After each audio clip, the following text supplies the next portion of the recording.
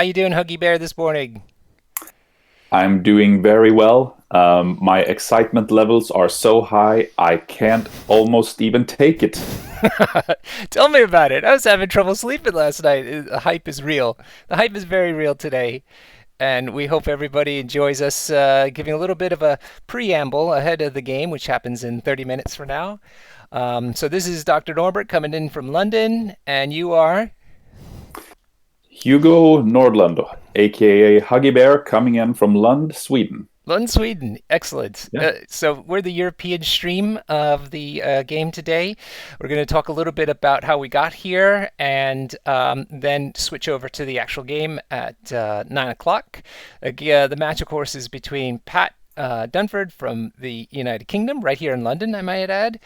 And he'll be playing Travis from Australia. And if people are keen to hear different perspectives, the Australians are also streaming.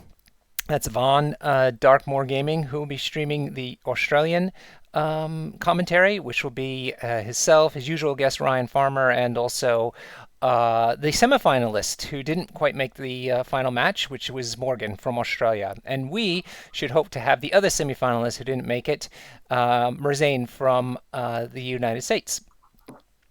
But it is quite early for Merzane right now, so he might be given the. Oh, he's here. Actually, he's here. So let me see if I can add him to our call. Brilliant. Do, do, An early do. bird. An early bird. What is it? 4 a.m. 3:30, this place? because 3:30. they switched already um, to daylight savings time, whereas in Europe we have not. I see. So, I am.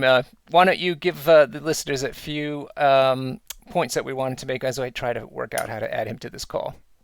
Yes. So our idea of this pre-game show is, aside from building hype and sharing the excitement for this incredibly anticipated final of season four, which has been the biggest TTS season yet. It's been growing exponentially for every season that has passed.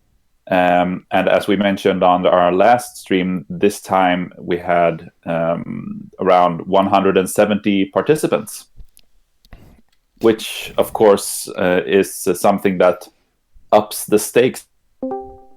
It's certainly something else to be the champion of 30 players than being the champion of 170 players. Indeed. All right, I am. Pardon everybody for the interruption on the video. We just added Merzane. I'm going to endeavor to get this back together so that we can see everybody. There we go. There we go. Are you hearing us, Merzane? I am. Good morning. Good morning, sir. How are you? Good morning. I'll tell you when I actually wake up in about 20, 30 minutes. I've got water and I've got a Starbucks bottled Frappuccino ready to take away my troubles if we start having any.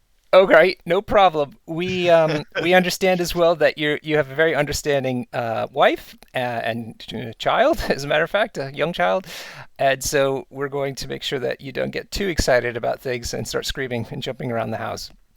That's actually a legitimate fear with me. I don't have a kid. I have a dog though. Oh, He sorry. I There's so no. many of our new players that have had recent children and stuff, including one of the finalists, actually. Travis has got a newborn, and so maybe I'm getting people confused now. Yeah, he was up at 4 a.m. for our game because apparently he's just up at 4 a.m. anyway, All right. taking care of his kid. Yeah, that's So, welcome, Merzane. We were just saying how excited we were for everything. So, we wanted to just get a little bit of a background of how we got to this point. And Hugo was just mentioning how we were really lucky to have 170 players in this fourth season of MCP. And in fact, I took a look, Hugo.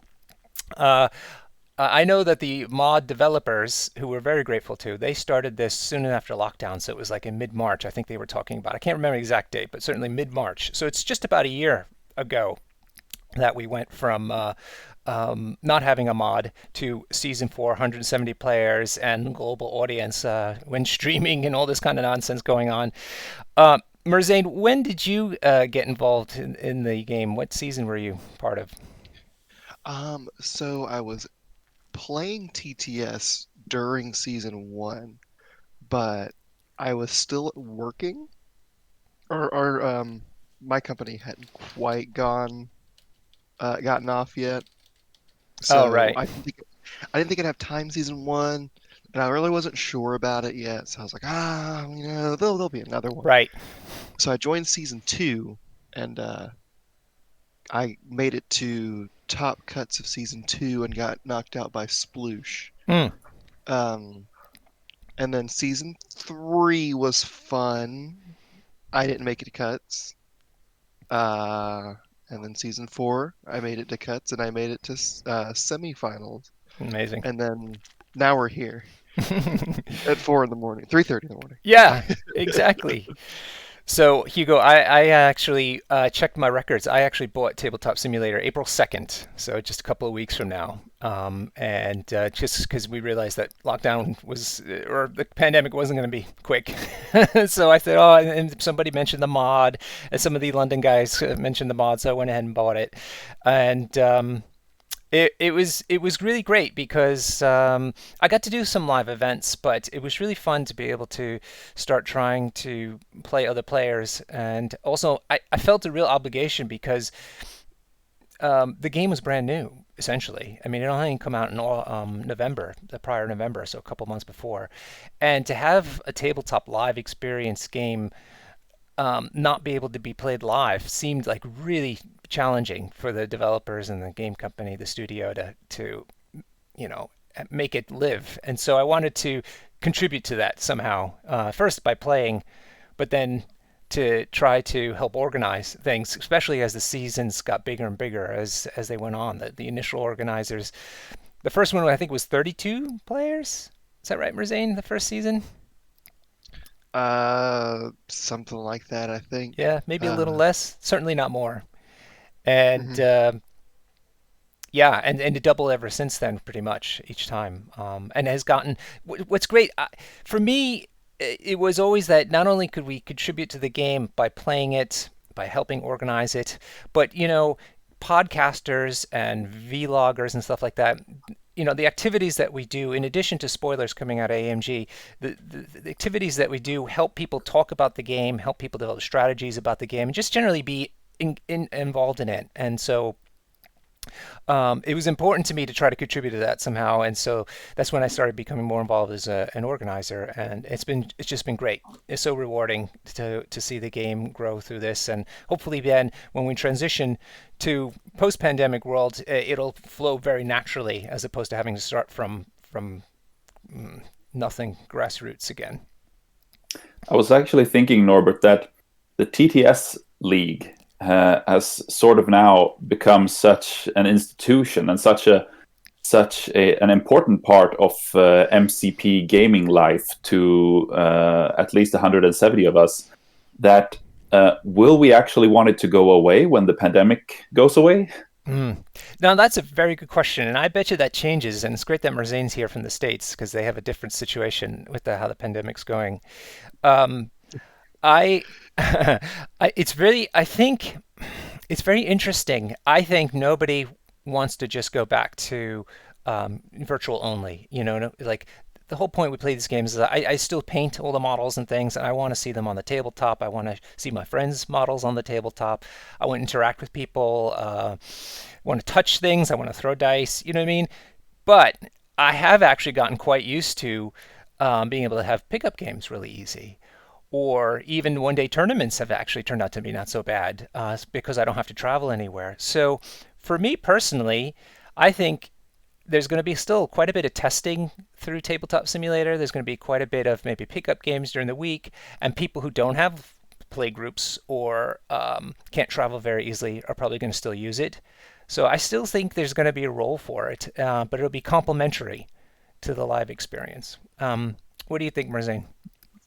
Oh, definitely. I was just thinking I have met so many people and made friends with people that, before. I probably would have never ever known existed. And those are people that I'm going to want to keep contact with. I help, I'm also part of the organizers for it. I want to see it grow and do better. Um, I think it's a wonderful tool.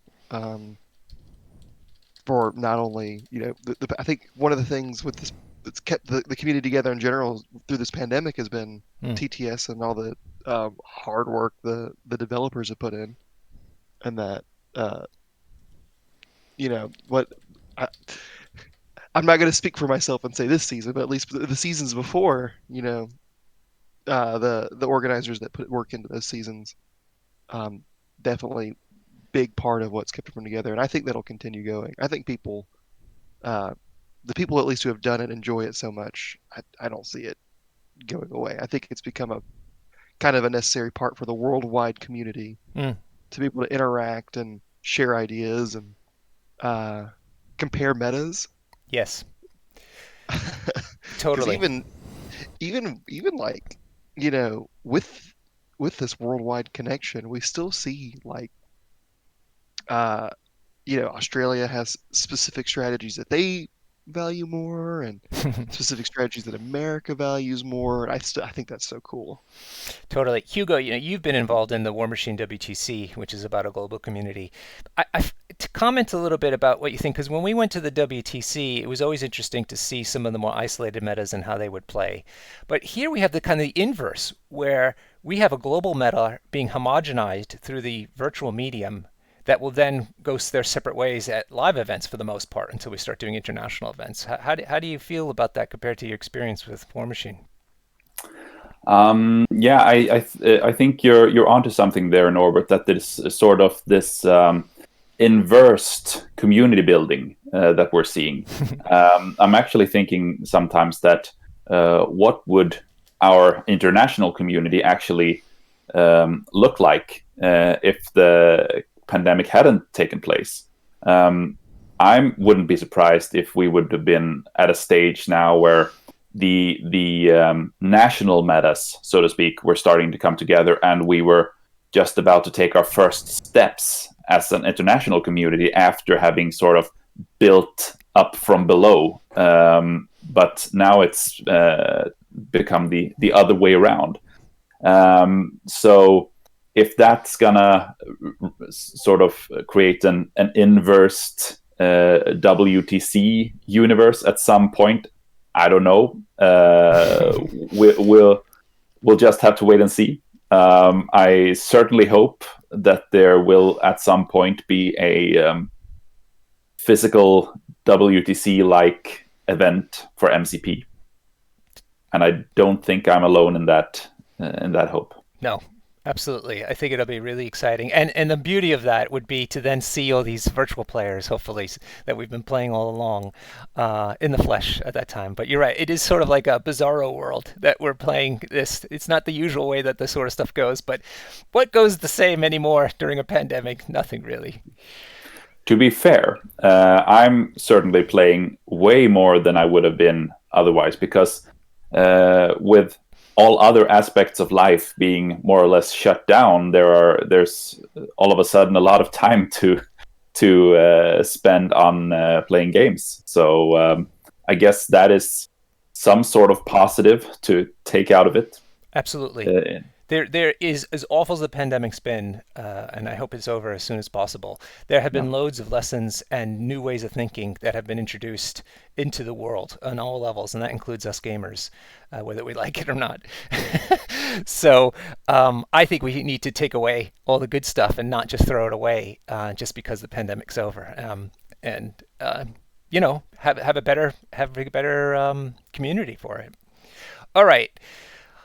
We have about 15 minutes to go before the big match, or at least people start getting gathered into the room. Why don't we talk a bit about how the journey that these two finalists took to get here? So, Hugo, do you want to maybe talk a little bit about their progress through the top 16 cut? Certainly. And for starters, there is actually one interesting remark that neither Pat nor Travis went undefeated through their respective league brackets. They both went 5-1. Pat lost to Rorin in round 4, and Travis lost to Theodore Crane in round 3 of the Oceanic bracket. Hmm. And there were actually 4 undefeated players, one from each time zone bracket. And I thought it might be in order to give them each a small shout out. In Oceania, we had Morgan Reed, who went 6-0. In the East bracket, we had Art Art from the Netherlands. In Central, we had Mandalorian Orange. And from West, we had Hell Cannon. And all of those players obviously participated in the playoffs or the finals round, but of course got knocked out at an earlier stage. Now, as I recall, all but one of the Americans got knocked out that round. Is that correct? That is correct. And you, Mersane, were the last man standing from the States. Yeah. So Yes, I was. can you comment on that, Merzane? Were you surprised by that, or I mean, can you explain it how that happened? Uh, I was really surprised by that, which is not to say anything about any of the players involved, whether winning or losing, but I definitely, if you had told me um, the week before, hey, one, you're going to make it a top 16, because I didn't realize I was going to make top 16 until about an hour or two Mm. before list submissions were due, Hmm. Yeah. which meant I was scrambling, one, to confirm, just to make sure I was in, and then two, to get my list prepared and submitted. Um, if you told me a week before that I'd be the only American left, the only North American, in fact, Mm. left in in the top 16, I'd been like, what? No, that's just silly. Surely there's others that will make it somewhere. Um, so that was really weird, and so I had a lot of people, kind of cheering me on. Yeah. Um, when I beat Art in the second round, I got a bunch of pings from a bunch of people who had just watched the game and were like, "Good job, congratulations!" I'm like, "Oh, hey, yeah, Well, nice." Lots of people's hopes yeah, on your exactly. shoulders. You had the Mhm. whole continent on your shoulders. That's tough. That's tough. Did the pressure get to you at all? There was a little bit of pressure. It felt good to you know have a lot of people cheering me on, Yeah. and there definitely was a lot of pressure, but it didn't feel much more than like the pressure itself definitely didn't feel more than a normal tournament going into a finals round or a semifinals round in a bigger tournament to me. The hard part was it was just spread out over the course of it, and of weeks at a time. Hmm. Yeah. So Yeah. I could So you could stress each matchup forever. that's a good point, which makes you wonder about athletes, who have that same sort of pressure. They don't get to play all their matches in one night or one day. It's definitely an interesting skill to deal with it, because usually at conventions you have to deal with fatigue mostly, Yeah. and drinking naturally, but that's not the same sort of pressure as we had during the TTS um, um, league. No, definitely. Like I remember I never got to go to big cons for War Machine outside of a handful, very small handful. And I remember going to like local tournaments and maybe traveling to places like Atlanta or Nashville, which were Hmm. close to me. Hmm. Uh, I was developing skills to help with fatigue, like figuring out when to take a small snack break or Yeah. when bringing bottles of water and making sure I drink enough water and sleep the night before. And I've, none of that skill translates over to waiting for your match and playing your match. In this, it's very much like you said, like a sports team or an athlete. You practice uh, or plan out your matchup. There's a lot of prep Yeah. going into just turn one. That's the big one, I think, is turn one. What are you gonna drop? What are you gonna deploy it? Where are you gonna be standing at the end of turn one to score the maximum amount of points or set up for the second round? Hmm. It's just really different, really weird. Yeah. And there was a bit of a minor Facebook kerfuffle about how good TTS players will be in the live event. And without getting into the details of it, I think one of the points, though, that did make a little sense is that you have a different challenge with TTS versus live events when it comes to high level play, insofar as like you have to put the time in, the prep in, like you just said, because your opponent is very likely to be doing that. Whereas at a live event, you do need to react more quickly to what the opponent has brought and what the table looks like. I definitely agree with that in the sense that there will be two different skill sets for that particular part. But I think I've stood by this since I've seen arguments like that. The same people, a lot of the same people who are making these top tables in TTS are also going to make top tables Yeah, in their events yeah, in real life. They're all fantastic For sure. players. yeah, They put way, way, way more time than many people put into other games. I think Morgan Reed puts in the most of any game I've heard in a yeah, long time. yeah, yeah. And he does that live, so you know. Yeah, exactly. Yeah, I think that was a weird. Yes, we do get more prep in the top 16 cut, but after that prep, you still have to perform. Yeah, You're still playing the same game. yeah. Uh, you just have a little more time to deal with that particular matchup, and that I don't think that's enough to carry someone who wouldn't make it um, farther than they normally would. All I right. was actually listening to the game design panel of Atomic Mass Games last night, where I think it was Will Schick who stated that a good game should consist of sort of three parts or three qualities that are asked from players, and that is luck, skill, and preparation. Mm-hmm. Mm-hmm. Totally. But shall we look a bit closer at Pat's road through the playoffs? Yes, I was just going to suggest that. Please do. Yeah.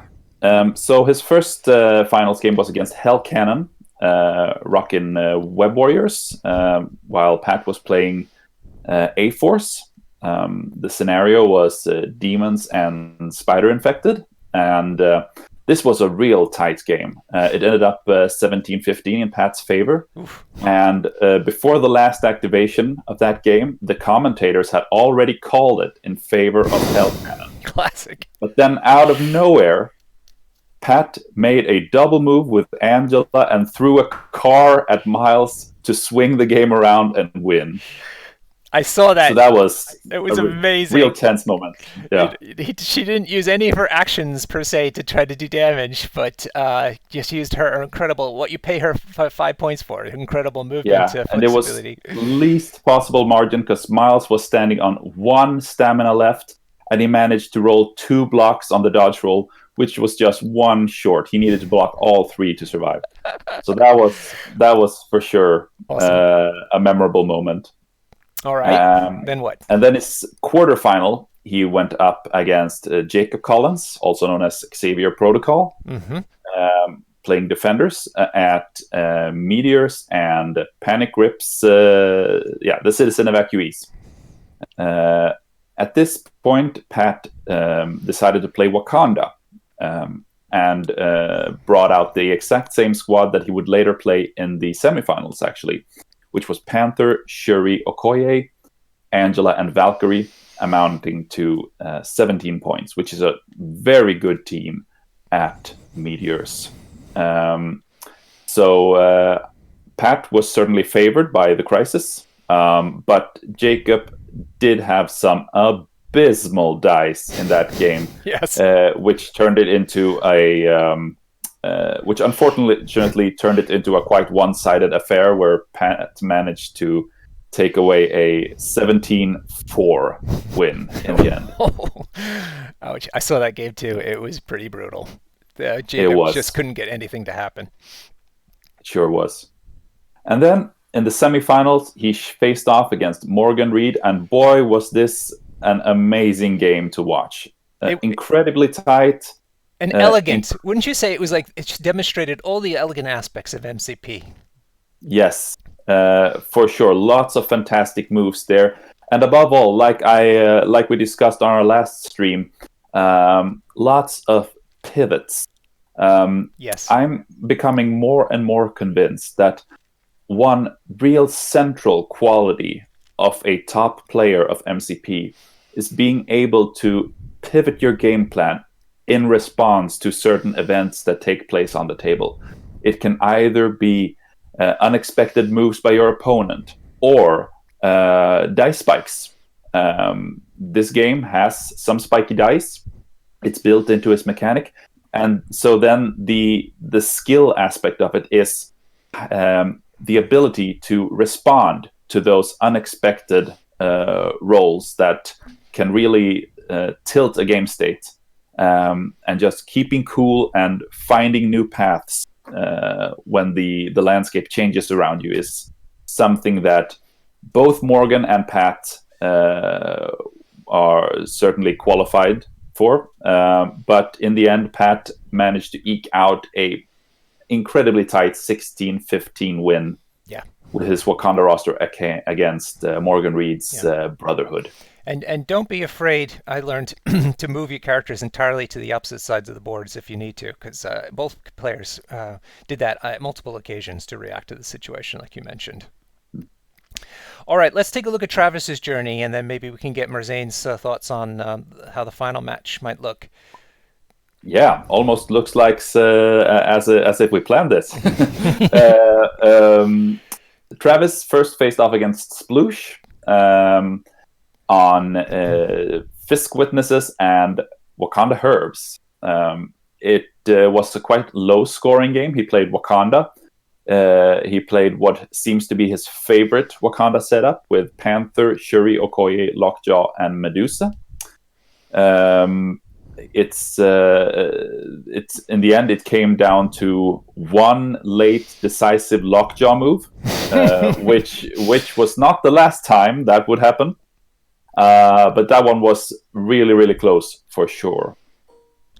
In the next game, the quarterfinal against Redempt 14, there was an incredible swing round. They were playing Portals and Cosmic Cubes, and at one point, Travis was playing Brotherhood with Magneto, Mystique, Toad, Lockjaw, and Medusa. He was down 8-7 in Redempt's favor, and then he orchestrated an incredible swing turn where he scored 9 points in one turn to take the game home. Turn it around and take the game home like that. A proper coup de main. Mm-hmm. Sounds amazing. Yeah. And then we actually get to the semifinal against you, Mersane, which was played on Herbs and Extremis. Would you like to tell us a bit about that? Sure. So, yeah, we played Extremis and Herbs, Asgard versus Wakanda with some Inhumans sprinkled in for flavor. He made the absolutely crazy decision to play a point down Mm. so he could get Medusa and Lockjaw. Mm. Yeah, and that's how much he seems to like that setup. Yes, it's a real good setup. He played the game super well. I surprised him with being. I set up to steal his herbs with my Enchantress, which caught him a little off guard. He had planned for my opening play of throwing his herb carrier toward me. He did not plan for me to bow him back with Enchantress and steal the herbs from him. Mm-hmm. So he was off guard for a lot of the game, but he pulled it around and he, over rounds of fighting over single point leads, he was able to get Lockjaw as the last activation onto his herb vessel and score 4 points, and that was all it took. It was a really good game.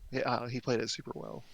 I'm a little too early to give more insight than that on it, but that was a really oh, real quick. Okay, you just saw it. Yeah, Yeah. my volume being a little too high. I could also just be talking too loud. No, no, you're fine. It's and I've noticed the best too. Hugo's got an incredibly good microphone or connection. I don't know if you could modulate the input of your because I can't mix Merzane and you because you're on the same channel. So Hugo, if you have I'll have a look. see if you could modulate down your microphone just a tad, I think will be good. And yeah, Merzane's going to be a little quiet because he's trying to keep his dear wife fast asleep. While we nerd out here on Saturday morning. Well, yeah, it is Saturday morning for you too. Just the very the ugly part of Saturday morning. More morning or Yeah, less morning, depending on how you really feel about it. yeah, the beginning stages of morning. Yeah, It I seems lucked that out. Go ahead. our finalists have entered the room. They have. So, what do we think we're going to see here? Um, any particular insights into strategies that you guys have thought of, or maybe even talk to them about? The priority role is for sure going to be decisive, not for who's going to come out on top, but for what we're going to see. Um, my guess would be that if Travis wins priority, he will try to force some sort of high threat crisis to sort of force Pat into an A force configuration where he might think that he's advantage, uh, given that in the danger room interview that Pat gave the other week, he considered Magneto to be one of the silver bullets against She-Hulk. So maybe that's something Pat will be going for to exploit. We might also see him doing his patented herbs selection. Hmm. Um, Given the Pat interview, I suppose that he will try to choose some sort of crisis that merit him going for Wakanda and gaining him as much advantage as possible against Travis, which is sort of a conundrum because generally Pat can also play Wakanda, Travis can also play Wakanda, and generally um, youth people think that Wakanda without priority is way stronger than Wakanda with priority. Looks like I've been able to mix volume after all. Thanks, Merzane, for the tip. So I'm gonna Hugo. If you haven't messed with anything, you don't have to. I did lower it much. Just tell me if there's any more problem. Cool. And thanks, Merzane, for that tip. That's really valuable. Yeah, I do that all the time in just every Discord call I'm ever in. Uh, all Brilliant. my friends have different quality mics, and some are loud, and this this is how I solve that. Amazing. Okay. Um, yes, Hugo, I want to pick up what you said. The one thing took away from Pat's post semis game interview was that he does like playing A Force, but he evaluates the situation, and if She-Hulk is more of a liability than a help, he then pivots to a Wakandan roster or squad. Yes, because she's a 6 point character, and such an investment requires you to actually get quite a lot out of her. And if your main priority has becomes to protect her rather than getting the most out of her, then you're already playing perhaps not six, but at least a couple of points down, I'd say. Yeah. So, Rosé, what do you think then? Do you think this is going to be two Wakanda matches today? It's so hard to say. I think Huggy said something really interesting in that Wakanda is probably stronger without priority. I think, and I don't know exactly what's going to go through their heads, but I would definitely think it'd be interesting to see um, whoever gets priority choosing something and the person, and then choosing their off affiliation, and then the priority player playing Wakanda. All right, guys, Uh, we just had the priority roll, so we're kicking off. And sorry to interrupt you, Merzane, but the priority roll went to Pat, as it turns out. Then so I think we can probably discard the possibility of him playing A Force today. that'll be exciting. I would love to see an A Force final during their first run. Hmm. I, really, we could get was Brotherhood around for the end of season 3? I can't Uh, quite remember the timing. They should have, weren't they? Maybe they I weren't. I can't quite remember if they were legal for the final rounds, but they were definitely very young, and it wouldn't have surprised me not to see them. They released So, early November. When did the season 3 final start? Criminal Syndicate release according to All roster. right. Yeah, okay. So no Brotherhood then. So yeah, this there is the potential that we see both of these affiliations in their first season in the finals of the TTS League. Might be, might be. I Sure, be wanted to. interesting to see. For some reason, I think that these both players have done their homework, and that they basically have mapped out the possible teams for each crisis combination, more or less. I know that both players are very active, and have um, play groups that they use for a lot of practice. So um, I think that we might see some rather swift team constructions here. All right, we have the crises out. All Looks like right. Demons Downtown are going to be playing on the Secure and Fear Grips World. So Hammers, everyone's favorite Hammers, 18 or 19 points. I wanted to mention today that we have Xavier Protocols Jacob as our table judge today, so he will be in charge of making sure the game goes smoothly and as correctly as possible. We also have some line judges. I believe we have AJ P2, so Abby working the lines, and Art from the Netherlands. So we have somebody from the Netherlands working on a line table. Line judge role, and we have Abby in Australia working the line as well. And so hopefully we'll be able to communicate through our chat. So if you have any questions or concerns, make sure you route it through our chat, and I'll make sure that the judges see it. And so they can relay it if it's imperative to do so. So one of the first things I'm going to ask is whether, excuse me, whether we're running 18 or 19 points. Um, I would that hope is 19 points. More dice, more points, more better, in my opinion. Yeah. my guess is 18. Um, just for the reason that I think Pat wants to stop Travis from being able to take the Magneto, Mystique, Toad, Lockjaw, MODOK configuration, That's which a is really very, very important. strong. Yeah. 18's probably better for him if in that case. Because it was him that chose it.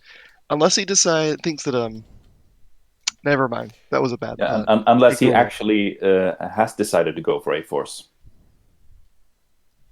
But I would somehow love I to do see. find that unlikely, given that I think Travis is almost has to play Brotherhood at this point level. And Oop, here we here go. we see, yeah, Wakanda for Pat. Of course. So we've got Pat playing Black Panther, Shuri, Okoye, Angela, and Enchantress. Ooh, very strong control lineup. Travis, in the meantime, has taken Black Panther, Shuri Okoye, Medusa, and MODOK this time. So control with a bit of punch. Very interesting, and I think very quite different in their game approaches. Would you guys agree? Yes, this is seriously interesting. The fact that Travis did not go for Brotherhood here means that deception is not going to be part of this game. And given the crisis setup, the table setup, I actually think that Pat has managed to grab an advantage on this level because he can now deploy, since he has priority, he can deploy Angela opposite one hammer and Enchantress opposite another hammer. Oh, he doesn't have advanced R&D. Never mind about the Enchantress play, but he will be able to grab one hammer with Angela and run back, and then he can set up basically all of his might against the other hammer to try and grab it. Let me interrupt you real quick, Hugo. I was just taking a look at the team tactics cards. Pat's taking ones that are quite similar. Usual: Brace for Impact, Disarm. He loves Disarm. Wakanda Forever, Med Pack, and then he also likes Climbing Gear. Travis has Wakanda Forever, Brace for Impact, All You've Got, and Med Pack, all very standard. But I am concerned that he's not showing a fifth one. Is instead of playing a point down, is he playing a card down? I'm actually afraid that he is playing a card down because he does not have 5 cards that are applicable to this team configuration. Wow. Can you take a look at his has, roster in the meantime? yes. If it wasn't This is obvious to something. the folks at home, it is an 18-point game today. Yep. Wow. This is something that I've noticed when we've done some practice games, you and me, Norbert, with these two rosters, because the full the full 8 tactics cards in Travis's roster is All You've Got, Asteroid M, Brace for Impact, Deception, Hired Muscle, Last Minute Save, Med Pack, and Wakanda Forever. And 4 of these are disqualified by the crisis and by the team configuration. Amazing. Asteroid M is disqualified by the fact that he's not playing Brotherhood. Right. Deception is disqualified by the fact that he's not playing Mystique. Hired Muscle by the fact that there are no civilian tokens on the table. And Last Minute Save is disqualified by the fact that he's not running Lockjaw. So I don't know if that was a deliberate move by Pat, that he sort of saw that at 18 points he's having trouble of getting all the key characters into the configuration, or if he was just lucky with his choice there and put Travis in a rough spot. Yes. Well, Travis is always full of surprises, one game or the next. We'll see how it pans out for him. I'm just going to check to see who picked Secures, to see who might have driven this situation. Pat choose Secures because it's blue. Oh, wait. No, it doesn't work like that. I was thinking that too. It doesn't work like that. They're always blue, regardless who picks it. All right. I'm asking. Yeah, I thought the judges. Doesn't the crisis of the player show up on the player's side of the? It does, except for the cards, because the cards in the real life game are blue and red. Travis chose blue because he does not have the hammers in his roster. All right. So yeah, I was told just now here that Pat had prior went with the extracts, and unfortunately Travis had to discard Gamma. Mm-hmm. Gamma shelters for folks at home, which is probably something he wanted playing Wakanda. Yeah, for sure. Gamma without priority with Wakanda is a tough nut to crack. He would certainly be advantaged in that setup. All right. Hammers is a bit of an odd choice to go for as a Wakanda player, though, since the general opinion, so to speak, is that it is not a particularly good scenario, given that you want to be playing strong team tactics cards like Wakanda Forever, and the hammers make those cards more expensive, as well as generally Wakanda wants to play more control focused, and the hammers increase the damage output overall on the table, which is running the risk of hindering that sort of play. All right, we have the first move going on. We have Medusa here on the left-hand side of Travis's board, MODOK right in the middle, Shuri just next to him, and then Okoye on the far side. Pat has Angela primed to take up the left-hand hammer, and then he's got Enchantress and Okoye to work on the right-hand side of his table, maybe with that hammer, with Black Panther and Shuri to contest the middle. So I think that what Travis was doing was just measuring out whether Medusa would be able to reach the bottom hammer, and if he maybe would have had to place Panther on his left flank rather than his right, where he looks to be wanting to place him now. Yeah, so he's going to put him. Seems like he's hedging his bets a little bit. Which side he wants Panther to be on? Do you anticipate MODOK picking up Merzane? Do you anticipate MODOK picking up that hammer right in front of him? Oh yeah, I think we've got a close to 100% probability of picking up a hammer on MODOK. I think one of the mini games he'll try to play is to put as many hammers on MODOK as possible. He's not going to use Wakanda Forever. Typically, other people med pack for him. It'll make all you got harder, but if he's using MODOK as a big platform, he may not want to do that. So he's tough to kill, and the extra dice are probably best on him and Medusa. So I think those will be his two priorities. Yeah. And what about then on Pat's side? Who's going to get the... This is actually very tense. Where will he place Panther here? Because if he places him on the left flank where he is now, then Pat actually... yeah. Oh, he's...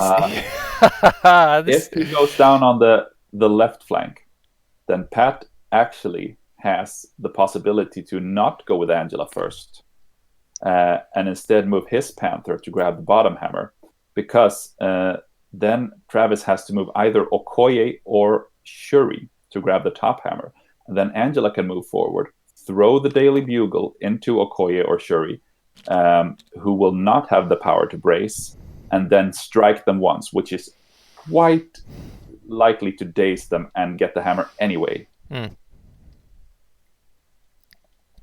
So yeah, I actually agree with that. That's actually a really good opening play. And it seems like that play is a possibility. We'll see if he goes for it or not. All right. Power phase is done. Players are primed. Again, we have Abby. Abby will be our line judge. She'll be our way into the game if we need to ask any questions. And Jacob will be the table judge. And here's Pat's first move. Looks like Panther's going for it. Nice decoy. I love it. Puts him in the middle, but then shoots him off to the right, taking advantage of that long move. Or is he second-guessing himself now? I don't know. Maybe he's worried about that tree. Panther is deployed in the exact middle of the table, so he's within that hammer without problem. Without a problem. The question is whether he can weather the attacks whilst he's standing there then. But Panther is one of those characters that can do that, provided it's not psychic attacks, and I don't think MODOK can get there. If he can, it's going to be with max 1 attack. Yeah.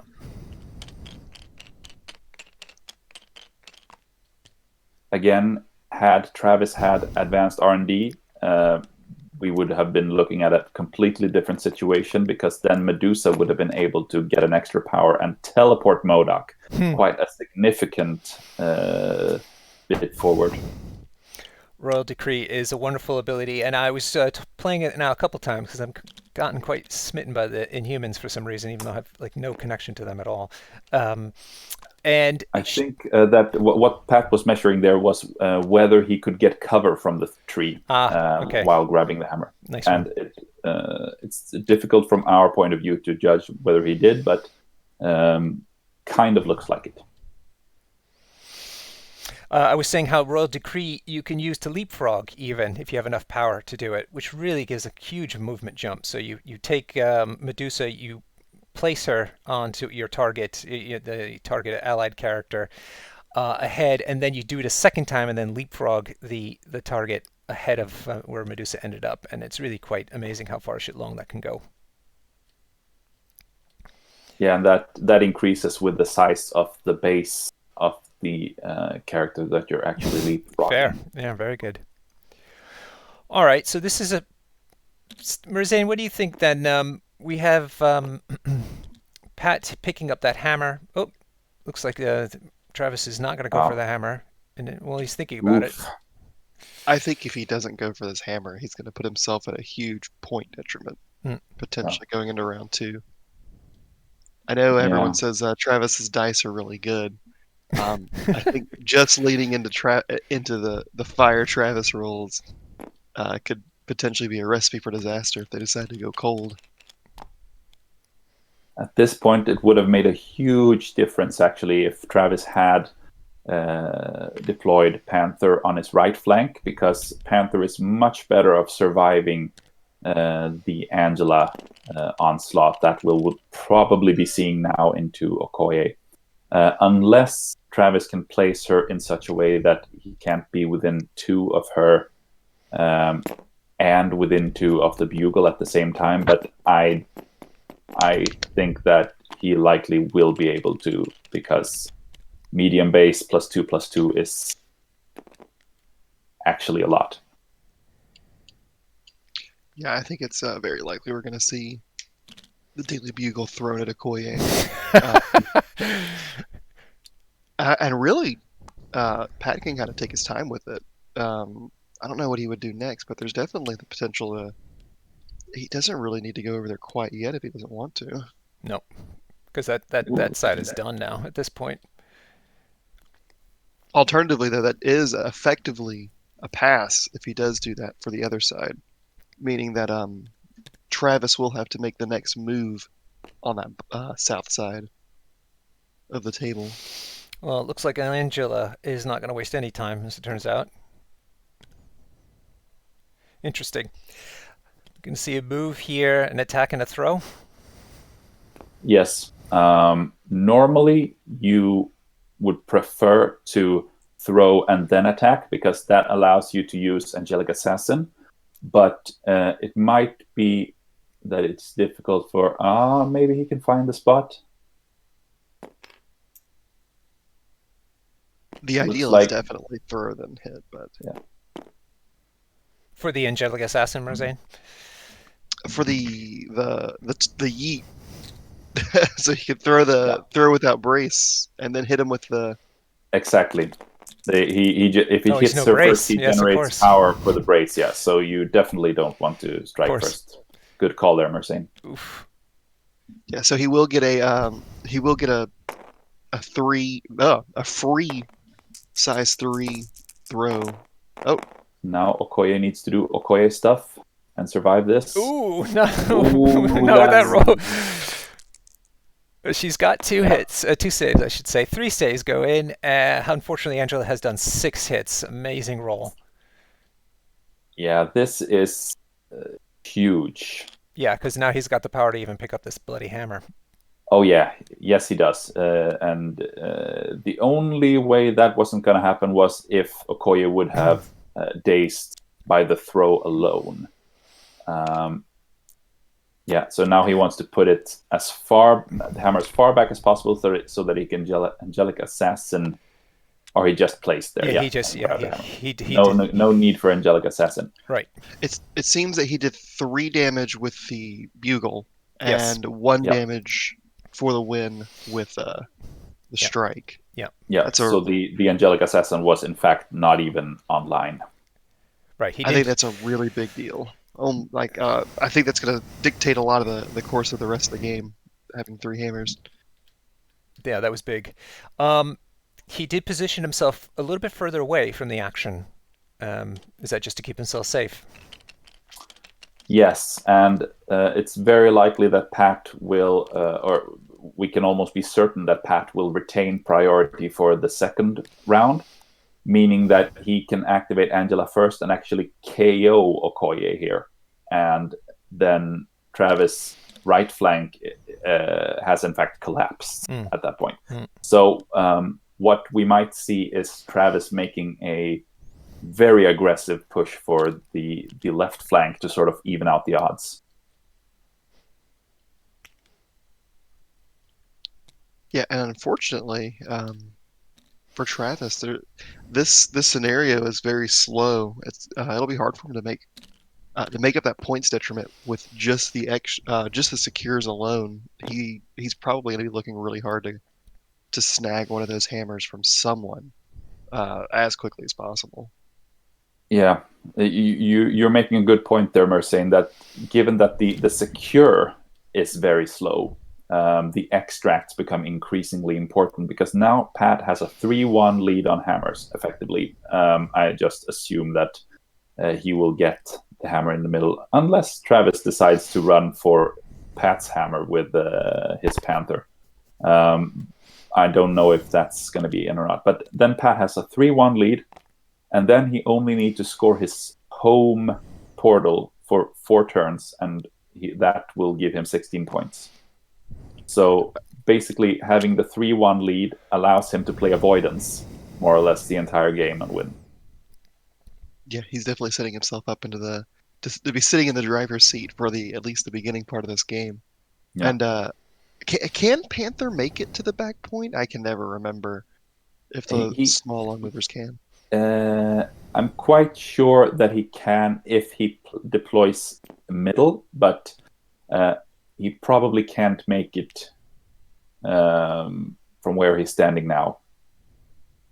Right. No, he most certainly can't make it from where he's standing now. You have to deploy exactly in the middle, and there has to be no interfering terrain whatsoever. Ooh, Maybe that looks mighty close. Whether Shiri can make it to that. Mm-hmm. One thing I just thought about, even if he did, Enchantress back there is the perfect goalie for his backhammer. He'll just move her up, shoot him, Yeah. steal it back. That's true. So even if he could do it, it wouldn't have been a particularly good move. I suppose Travis is here considering pushing Angela away from Okoye to lessen the chance of Okoye getting KO'd first thing round 2. Sure. Because as we saw, she's definitely within 2 of Angela right now. And Yeah. as you mentioned, priority is likely going to be in Pat's favor next turn or round. All right. Well, Travis seems to have just thought through a couple of things there. Maybe he's considering this as well before continuing. Or nope, it's an extra move.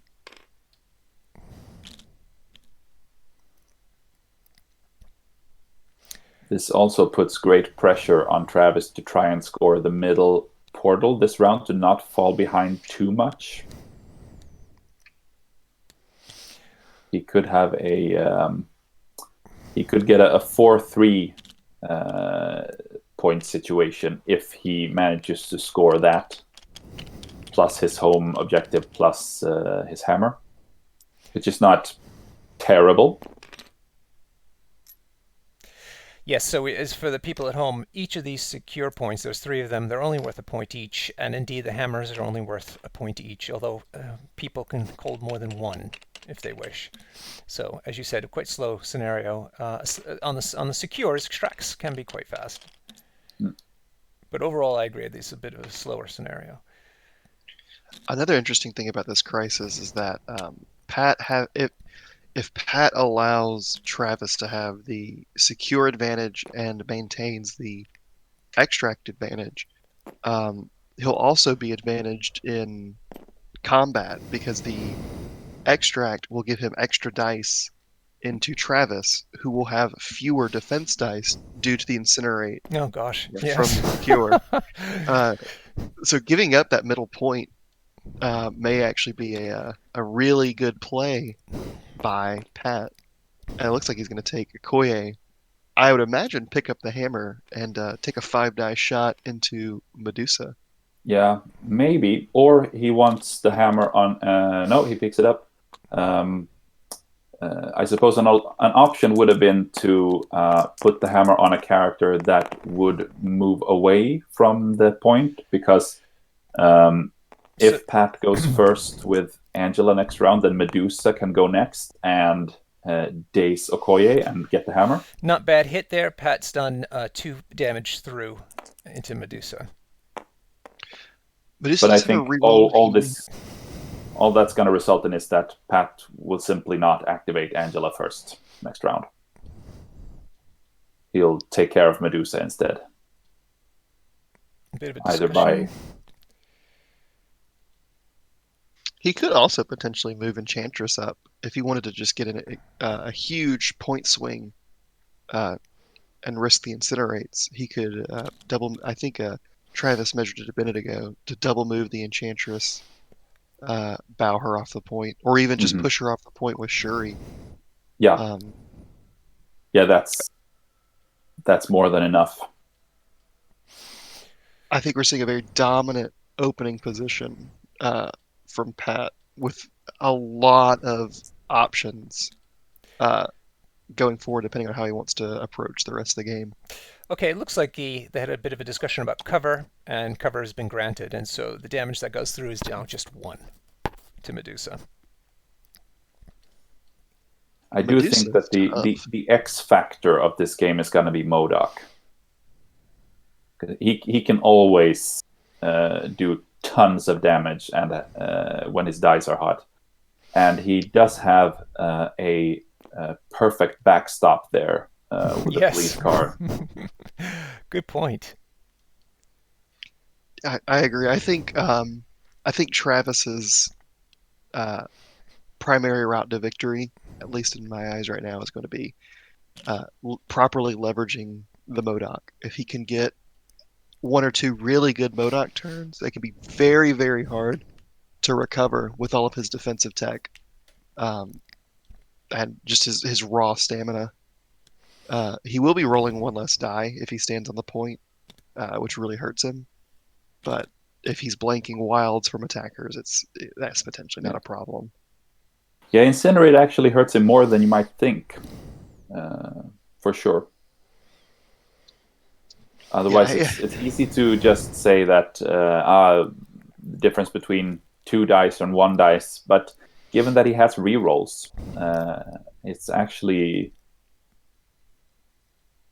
it actually makes a difference. Oh, Panther backstopping Medusa here. Nice.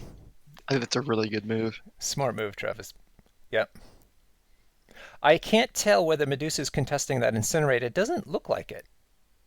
I think we can safely assume that she is. All right.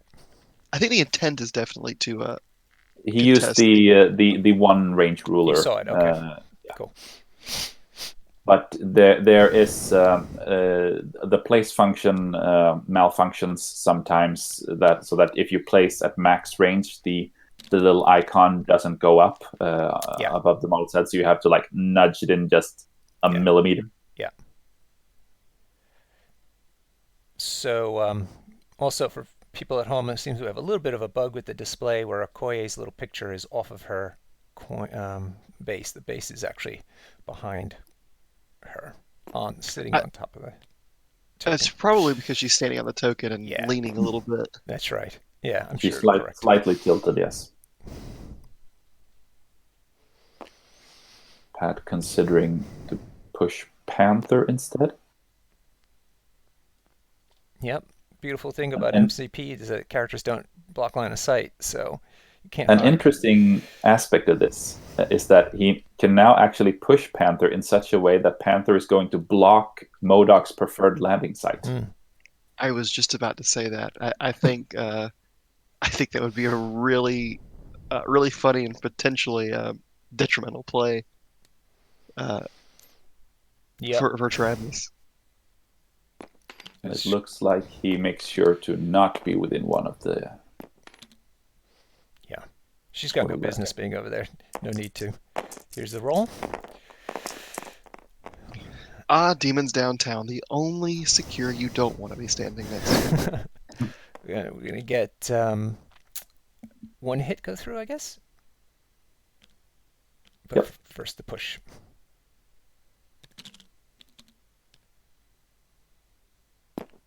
Checking They're for trying to cover. determine whether he has Cover. cover or not. Yeah, No.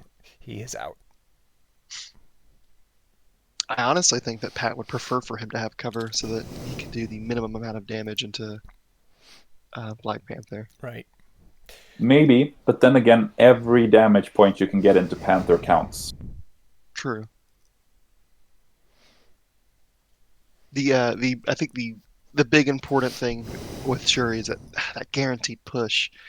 Uh, she she's gonna get, even if it was a wild push, she would get it in this role, but uh, he'll be able to put him practically wherever he wants.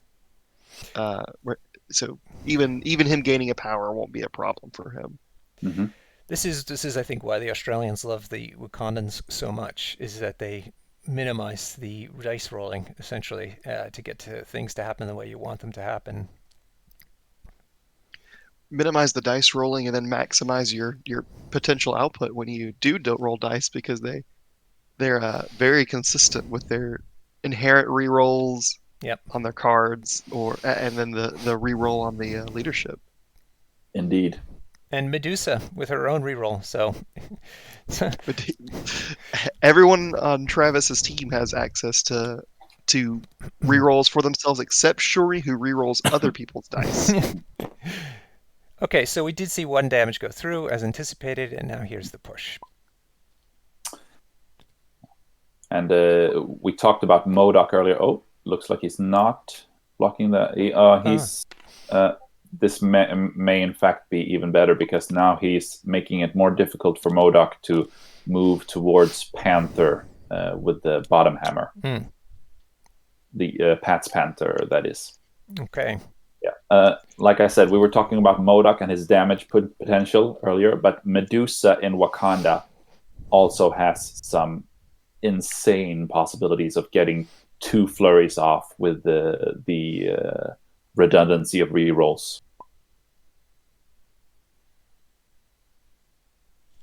So if you're Travis, I think the most obvious play is to pick up the hammer with Modoc. I do think that shooting Angela to get her off Okoye's back at least a little bit is a good idea. Hmm. But where does he go turn two? What do you think he should be focusing on? Um, he could set up at this point. He could move Modoc twice to towards the bottom hammer, so that he forces Pat to choose between if Pat activates Okoye to get her away from Medusa, um, then he can activate Modoc and go for Panther. And if Pat activates Panther to get away from Modoc, he can activate Medusa and go for Okoye. Enchantress may, of course, mess with that plan right here, right now. Yep. That's what We should, Travis is on we should top of also it. remember that Travis has a small trump card in All You've Got that can put on a real swing turn at some point. As long as Travis keeps relatively even, getting 4-3 score for perhaps round one and round two, then he can orchestrate a swing turn round three, maybe with either Medusa or Modoc using All You've Got, and then scoring, grabbing perhaps two hammers or three, even three, to even out the score at that stage. All right, it looks like Travis is going to use Shuri to hold the back secure despite being incinerated. I'm going to Mm-hmm. presume he's not going to pick up that hammer and leave it for Modoc. Yep, Yeah, he's then running she's out of done. characters. Yep. All right, Enchantress is up. And Travis is cleverly keeping Modoc as his last move, so he has maximum potential to hit the where it needs to be, where he needs to hit the most. Mainly, I think he doesn't want Modoc to be Sirens called by Enchantress. Sure. I, Which I, I wonder if we'll see him move Modoc to that middle point if when Medusa gets sirens called here. Looks like a double move is in order. Yeah. The question is, where is So he going to hide Enchantress? this basically means that we're likely to have a situation where Pat is going to take a 4-2 lead.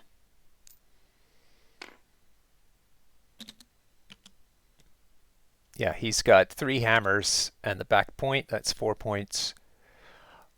Travis has. Where's the? Where's the 4th hammer? It is on top of the police car next to Shuri. Oh, He she has hasn't picked it up yet, of course.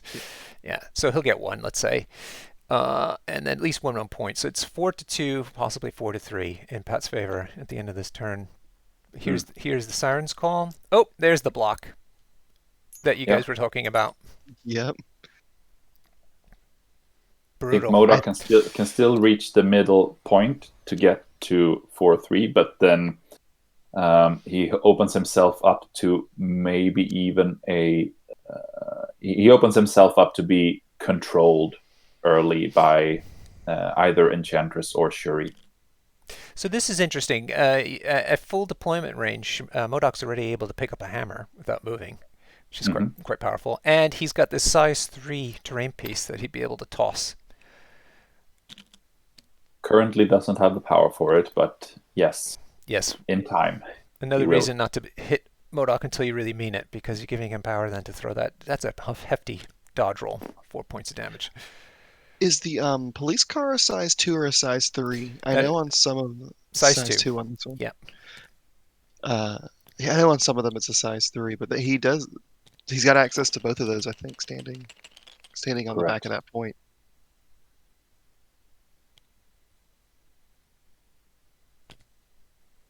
Yeah. I do believe that this is not a move that MODOK actually wants to be doing. No. I agree. But the situation has forced Travis to do so. I think it's a potentially brilliant play by Pat forcing the MODOK into the middle of the table. It gives him very easy access to MODOK with all of his different control and damaging abilities. But it also means that it's gonna try to force Travis to play him first in the round. And I don't think that's typically what he wants to do with MODOK because of all of his damage and control. I think he likes hitting people last and moving people off of points. So is the intention there to be outside of 5 or just within? I think the intention was to be just within 4.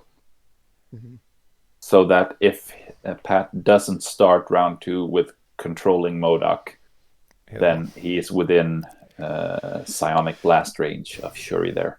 All right, so that ends the first round of this interesting game. Really interesting first turn. I mean, the choice of rosters, squads was interesting. First round was interesting. It's only going to get higher from here. So as predicted, we have 4-3 rather than 4-2. Yep. This is the score. Incinerates are going on Koye, MODOK, and Shuri. Possibly Medusa. Not sure. Looks like it. So who do we anticipate to activate first for Pat? I think an interesting play that I can't quite tell if he has the range would be to use Angela to move, hit MODOK, and throw that fountain so that he can't. Yeah, that's certainly an option. I suppose my guess would be that he wants to control MODOK and go in on him when he can do tons of damage. I don't know if Angela is within 1 move and a strike, maybe, but thing is that then he'll be putting a hammer right next to Medusa and Panther, which is not ideal, I suppose. He needs to be, if Pat can be careful and protective about the hammers from this point on, then he has a very, very big chance of taking this home. True. I definitely don't think he needs to take the aggressive side of this game right now. I think the pressure is on for Travis to be aggressive, which typically is where he wants to be. He's Yeah. an aggressive player, but I think that this is one of those instances where you would rather not be when you're in the the finals of the TTS. Let's just take And a sort of look behind. at looking at Travis's cards, and not sure if any of these are really going to be helpful to him. Yeah, I think his best suit. I think Metpack and Brace are very limited. I don't think you'll see very many throws from Pat from here on out that really matter for damage, and I don't think he'll be doing as I think he'll be doing as little damage as possible until he can guarantee the one round. Yeah, Looks like which is likely to take place likely during a Angela activation where he also plays Wakanda Forever. we're seeing some dice thrown. I'm not sure. It looks like Shuri into Modoc. Yeah. Okay. Yeah. Shuri has rolled that that skull on both of her hits. She is just getting more and more power for rerolls on her friends. Yep. So one power or one damage goes through, which is her maximum, and now we're going to see the push. So Pat electing to start this game by making sure the biggest threat to him is somewhat neutralized. I think that they've accidentally placed the range tool on the secure right now. Not that it matters because he can probably get the angle anyway. Oh yeah, fair point. You're right. The tool should be bent downwards a little bit more, but Pat wants to go that direction anyway. It looks like, so it's fine.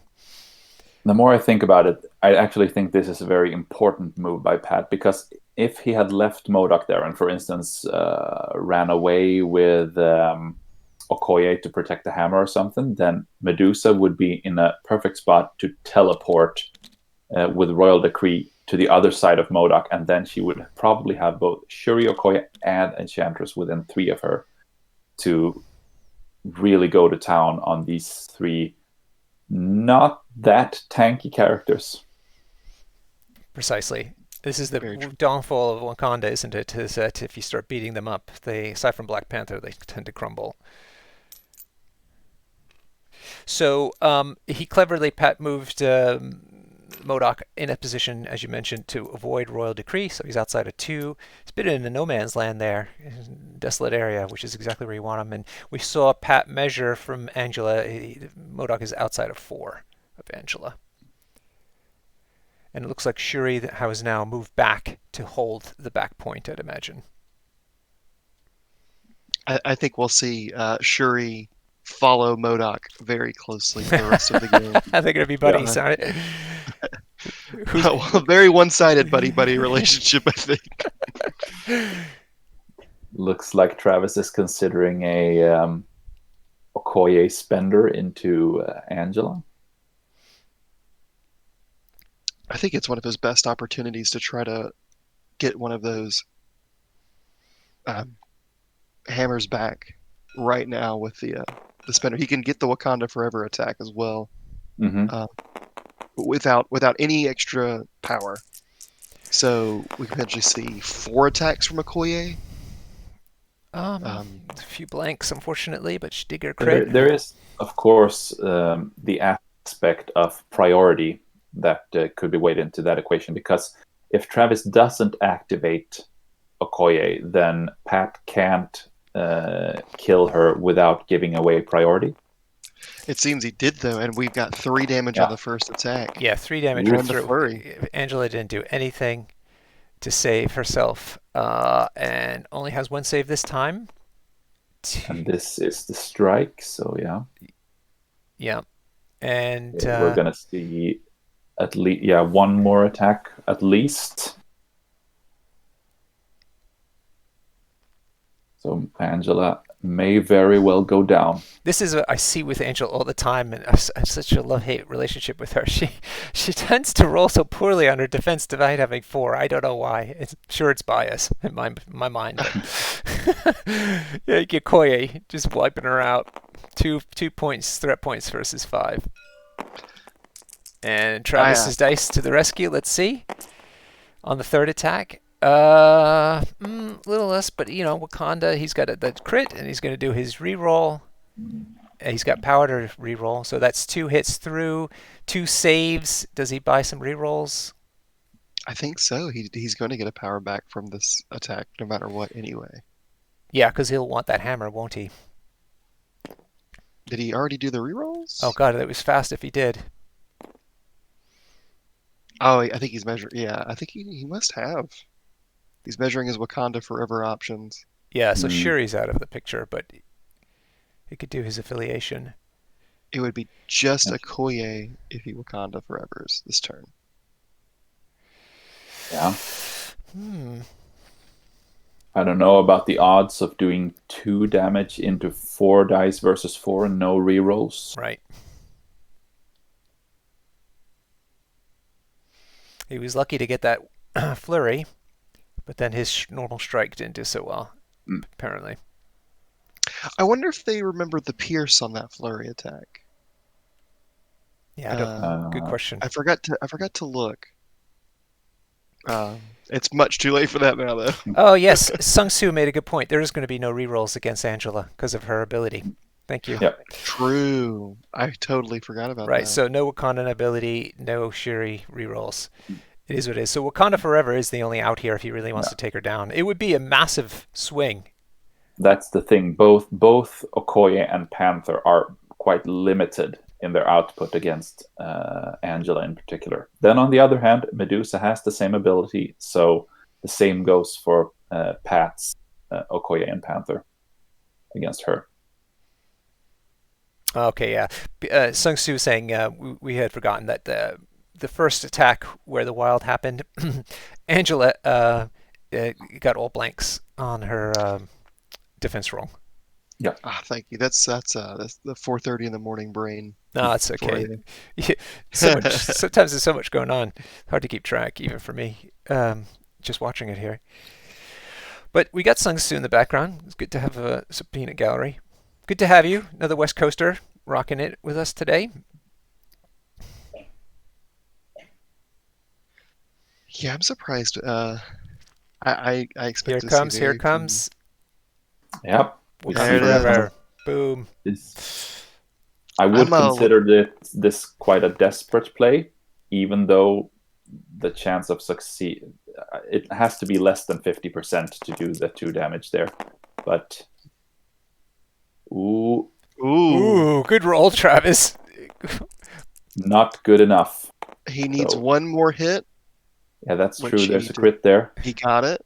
Got it. And Pat rolled another block with his crit. And Pat has a reroll, which Travis doesn't. Doesn't get it. So that is 4 damage to 3 saves. 1 goes through. Angela survives on 1. Wow. Super close. Super close, Travis. Almost pulled that one off. Medpack, anyone? I think that was probably one of the only opportunities we'll see this game for that Angela to go down. I don't think we see her days for the rest of the game. Well, doesn't MODOK go in here and finish the deal? Angela sort of he.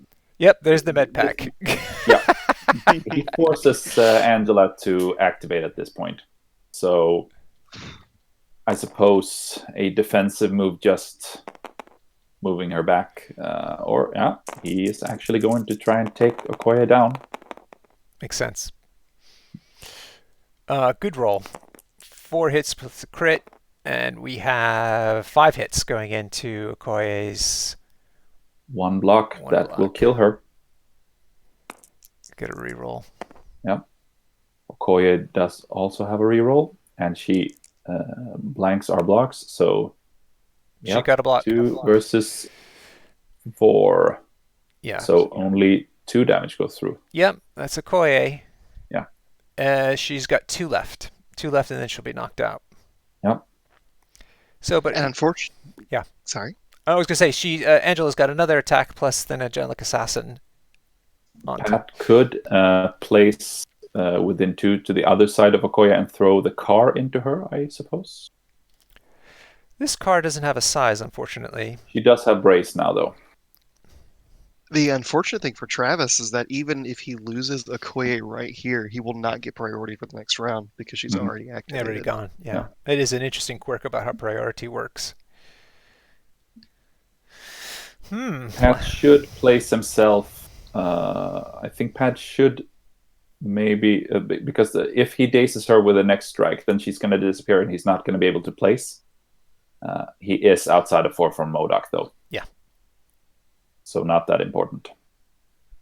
He could He throw could the always bench, by the way. Just saying. That's probably was what he was. Yeah, absolutely. He can throw the bench and force Travis to use brace for impact against the size 1 bench. That's actually hilarious.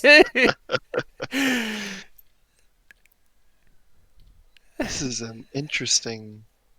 All right, so he's moved closer now, so he's in range of Modoc. Maybe he's looking to see whether he can get to within 4 of Shuri's rerolls, or maybe He's getting the hell out. He's just leaving. Not that. Tactical retreat. That's masterful. Restraint.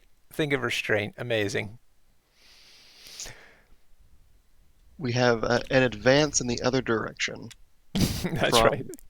Angela. So Okoye will live to fight another day.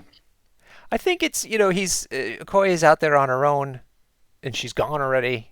It's like there's very little need to get rid of her. Yeah. Mm-hmm. Potentially, for next turn, if there is a, you know, for the round out the round 4, you would potentially swap priority at that point. Yeah. So it may be to help And keep one him of in the the driver's seat.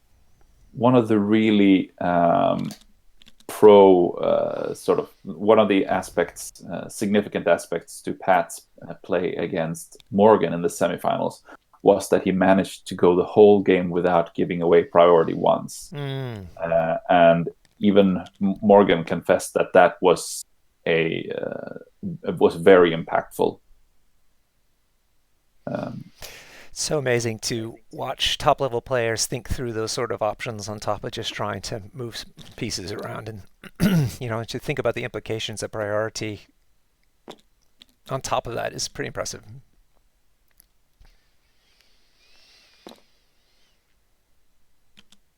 Travis checking out some possibilities. He's throwing the tools all over the place. One interesting thing about the all you've got play, I just thought about, he doesn't have field dressing, No. so No. it's going to be it's going to be very hard on him, just to do the all you've got, and if he doesn't get a lot of value from it, Mm-hmm. it's going to be even worse. He has no way to shore that up by at least resurrecting his fallen character. Yeah, for sure.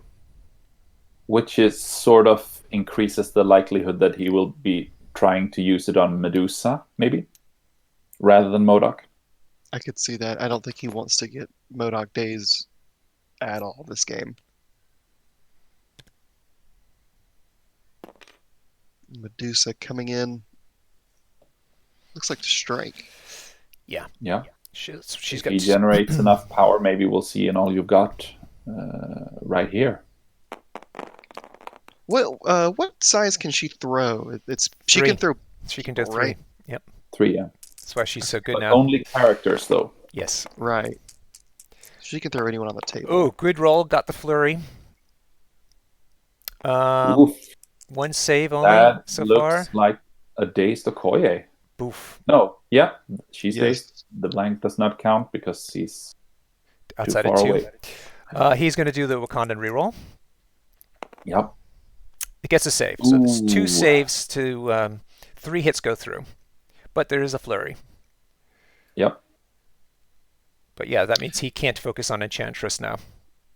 Thing is, though, that I'm not sure that it might actually have been better for Pat if Okoye had been dazed there, because now Travis has the chance to push her, which he wouldn't have had if she was dazed. Right. And that means that she gets close enough for the hammer to pop out within reach of Medusa.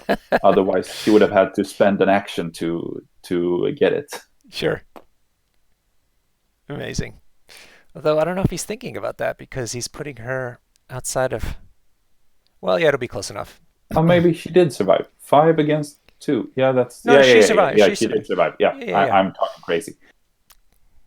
All Yeah, right. so he wants to keep her outside of 2 to not trigger the martial artist. Perfect. Hmm. Here's the It flip. is such a powerful ability to be able to choose Their to direction. Yeah. any direction, an omni push, and also uh, he gets to choose that if he does that before the flurry, right? So he can flurry Yes. then do it, or do it then flurry. Yes. He can It's choose. They're both after this attack is resolved.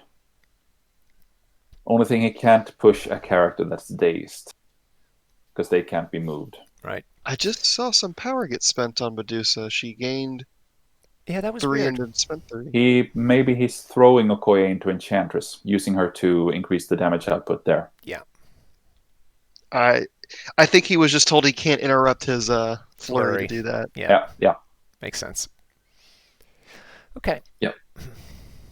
So I don't know if he was within 3 of Enchantress. Maybe he will strike her instead then. Yeah, that's what I was thinking was going to happen, but let's see if he's going to Yep, finish her that from only it might have been Okoye because she's incinerated.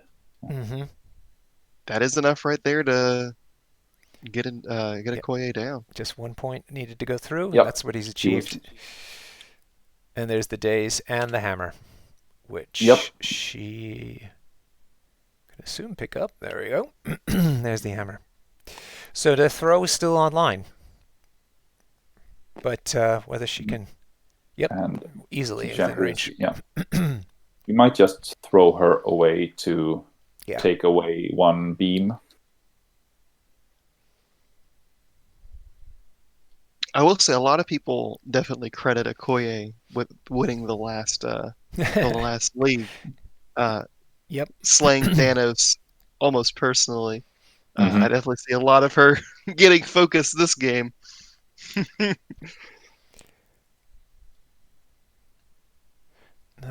Travis is thinking through his options right now.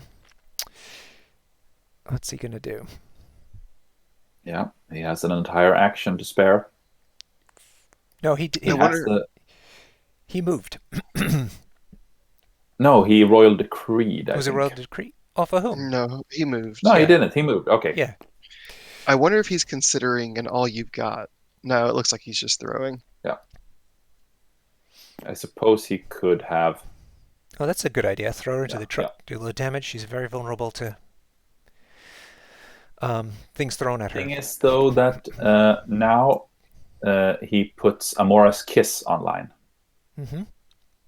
So Pat Yeah. can now double move and take the hammer back for Medusa. Yes, that's right. Her ability to swipe off objectives from someone. Which is something he couldn't have done if he had thrown him Just into the nowhere. Yeah. Interesting. Interesting. Okay. One neat thing about the Enchantress into MODOK matchup, many characters in the game have to pay 2 to get rid of the 5 defense pool off of Enchantress. But because MODOK primarily shoots Mystic, you can't do that. He's Yep. just Yeah, she going to doesn't be rolling 4 or 5.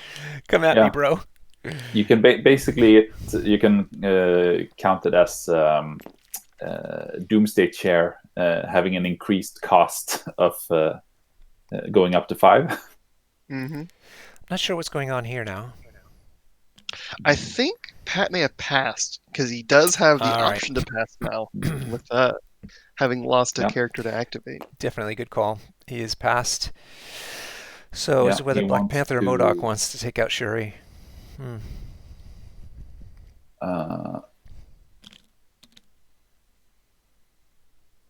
Yes, that's true. I would think Modoc gets the shot into her, and then if he kills her, Black Panther can move in. But I don't think, or do the pounce to force the brace. But I don't think there's any way Panther removes her himself to score that back point. No. And I think he needs to score that back point uh, if he Yes. wants to stay in this. But who's going to get there? The Modoc's not in range to get there. And it would be And kissed off of it, or He siren hauled only off needs of it. to true. remove. Just remove Shuri, you're saying, is enough. Yeah. Okay. What a weird play too, because if he moves Modoc onto that point, he gets into a potentially great, which he's measuring out, a good double beam range, so that Yeah. Enchantress can just remove both of them. Travis is anticipating that.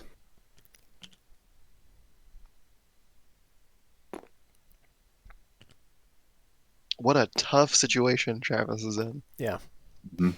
He has to try to get some points here. He'll have two hammers if nothing changes to Pat's two hammers.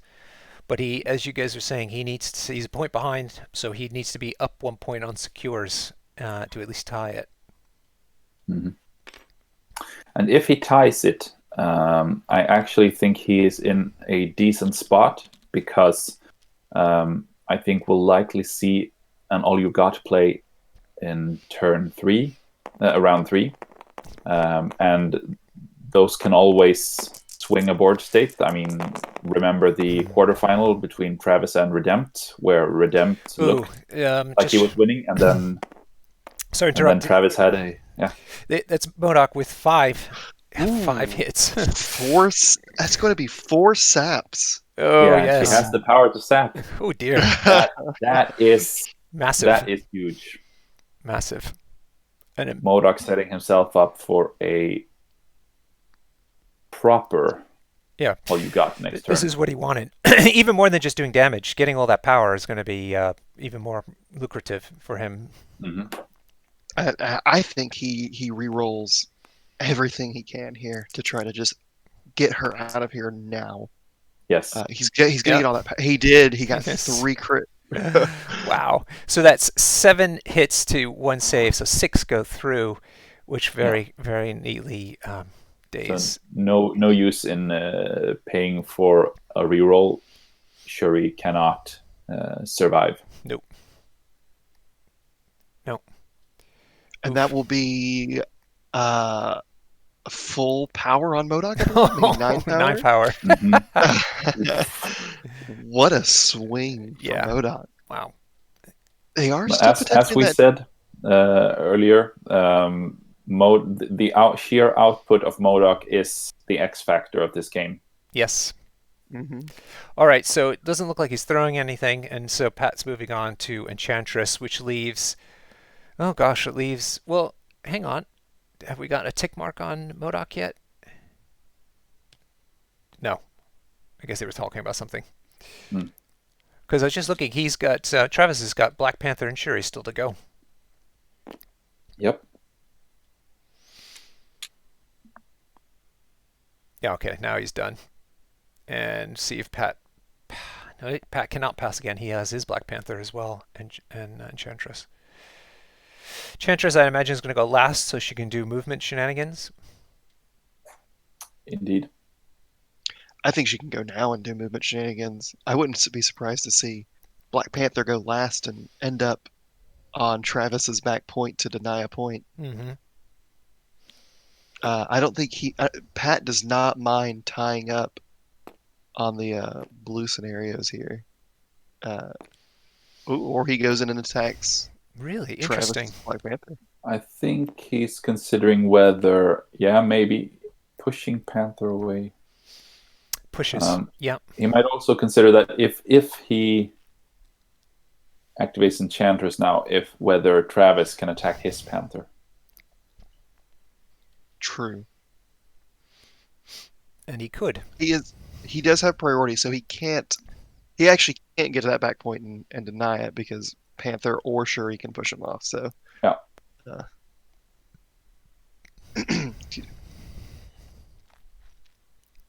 he needs to get either Panther or Enchantress onto his home objective. You see, that's what I thought Panther was going to is happen. not a big fan of going there. Yeah. I thought, though, that would be the thing to do, is have Panther go, past Panther go to the back portal, and Enchantress do some movement shenanigans, but... Yeah, and that's also setting up for a big Doomsday Chair Yep. early turn 3. Yep. Um, Yeah. I think he'll want to orchestrate things so that Pat, that is, so that he does not have to activate any other character than Shuri first next round, so that he can use her to push MODOK away.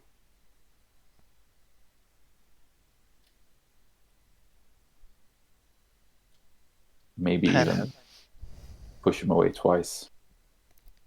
or push Medusa away. He's got Mm-hmm. he's got two really big offensive threats dangerously close to him, within Indeed. range of two characters that are going to end up on their injured side. Oh. Very, very good aggressive plays by Travis to try to swing this back in his favor. Honestly, Yeah. Indeed. he really needed that, and if he can remove those two from the board unanswered, I think he potentially starts gaining enough momentum to swing back to his side. Especially because MODOK is sitting on a Absolutely. hammer. So Yeah, right. he's holding a point that's going to be Absolutely. hard to get back, and that hammer is also feeding him extra dice to attack with. Mhm. And it's Medusa who's the other one. Medusa one might be a little easier to take back.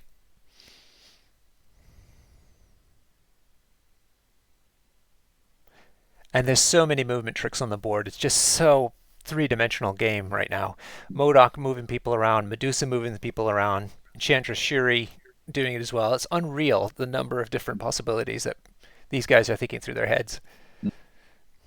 The higher damage output from Travis's team here probably makes it so that he is the benefactor of he is benefited should the game go long, while Pat probably wants to score out as quickly as possible.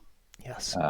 Travis has the option to just try and delay that, and basically if he can cause Pat to only score 3 this round, then that severely increases the risk for Pat having to play 5 turns rather than 4,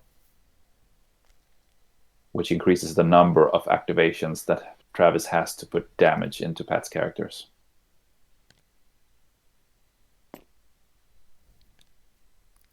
Then again, Angela should not be underestimated as a damage dealer. Yeah, I was thinking about that. She's sitting on 3 power only, though.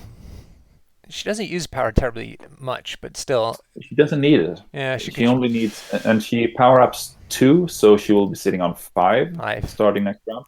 Yeah. MODOK is probably too far away to have a truck thrown at him, and the brace is also online, so unlikely to see an early activation from her, but the threat of her just existing there is for real. Do you think then Enchantress moves MODOK towards Angela so that when Pat has priority next turn, he can...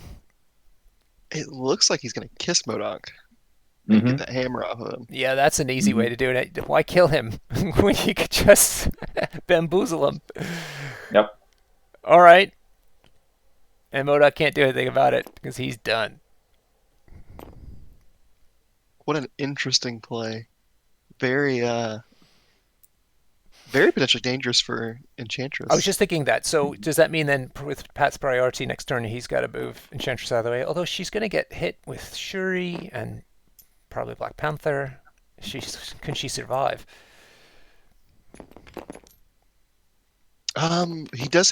He won't have brace if Panther moves and pounces and then attacks.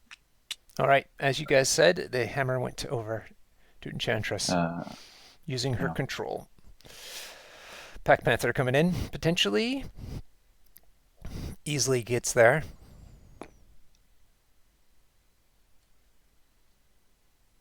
Travis's Panther sitting on 3 power. He could pounce, Hmm. which is something Shuri does not like. Not Shuri, Enchantress does not like.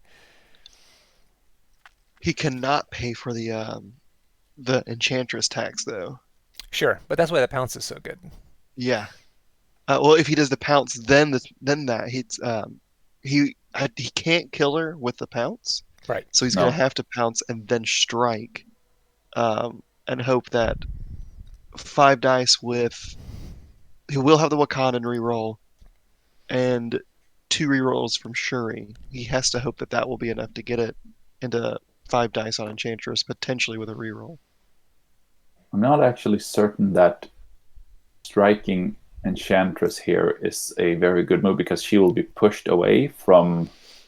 Moda. Yeah. He can push. He can push her in such a way that she's still within 3 of Medusa, I suppose. But the pounds will likely be braced, I suppose, because the hammer is worth too much to gamble on Enchantress going down to the strike.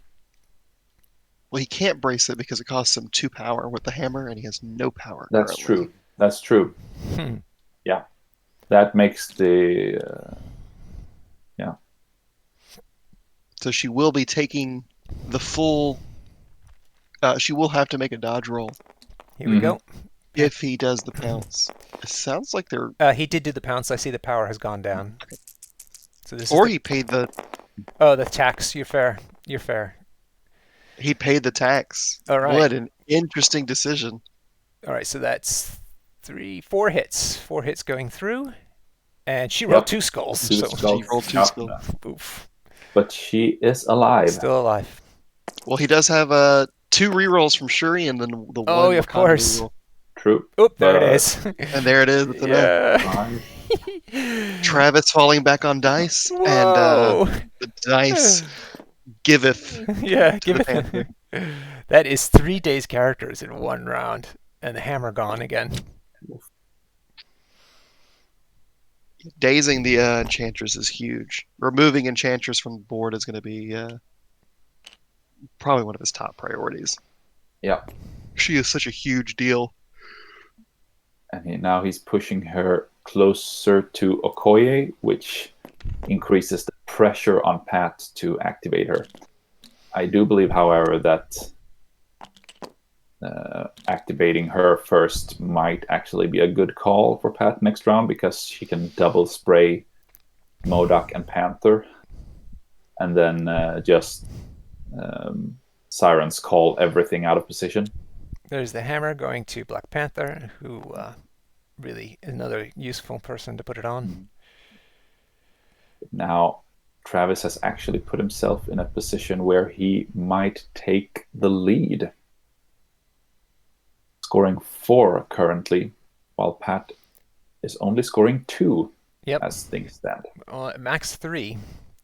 Max 3, yes, but which includes letting Panther get incinerated, which is not something that he's a big fan of.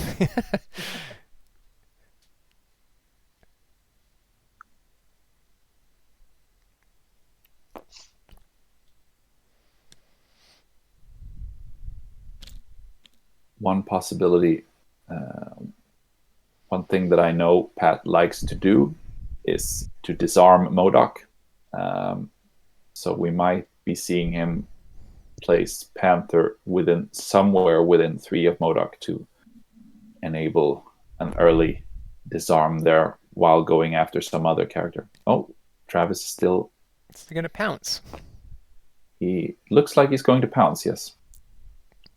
I think that's a good idea, getting him out of Yeah. the double spray range, forcing Enchantress to use her Siren's Call on him to get him in position if he wants to go I that agree. route. Interesting. That is a good move. Okay. That's Black Panther done, so we're going to see what Pat does with his. He is way out here in the backfield. one of the things I love about this game, we saw a very dominant early position from Pat, Yep.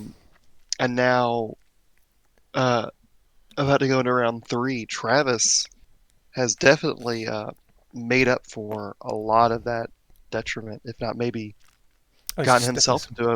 into a almost dominant position. Yeah, agreed. Absolutely. And I At the think moment, Travis is the active player, and Pat is responding to his moves rather than Dictating the controlling game. the game. Yeah. Yeah. mhm.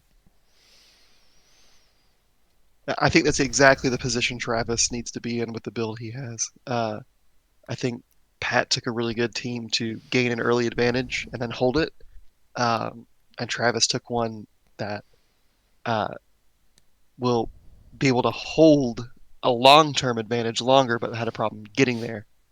Uh, I think he's gotten there a lot earlier than I would have anticipated him to get to. Yeah. Mm.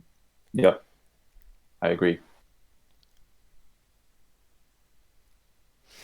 All right. Looks like Black Panther is looking to angle into Pat's home field. Move behind the fountain. He's got now the ability to go to either secure or be more aggressive, considering he has priority next turn. He can afford to do this. He does have to worry about Shuri still, pushing him around. Hmm. Oh, he's backstopping himself. Yeah, yeah. Looks like he's setting up for his Pounce. no, his first activation next round, Yeah, that's what I meant. which might be because as things stand, Angela has the possibility to go in on either Travis's Black Panther or Medusa, and then after that, Pat can disarm Modoc. Ah, the cards. Yes. We could also So see a Wakanda Forever next turn on the first. yeah, yeah, I think he needs to use the Wakanda Forever in order to surely daze Medusa, which is why I think he plays Panther there within 2 of Medusa and backstop so that Shuri can't get him out of position. All right, Shuri's looking to. Well, I can't get it. So Okay. then we might see Angela moving along to be next to Medusa. Maybe or maybe not throwing the fountain into her, striking her once, then using Wakanda Forever to get one attack from Shuri, Panther, and Okoye into Medusa. Hope possibly dazing her. Shuri has a ton of power too, so there are rerolls online, and then playing the disarm on Modoc.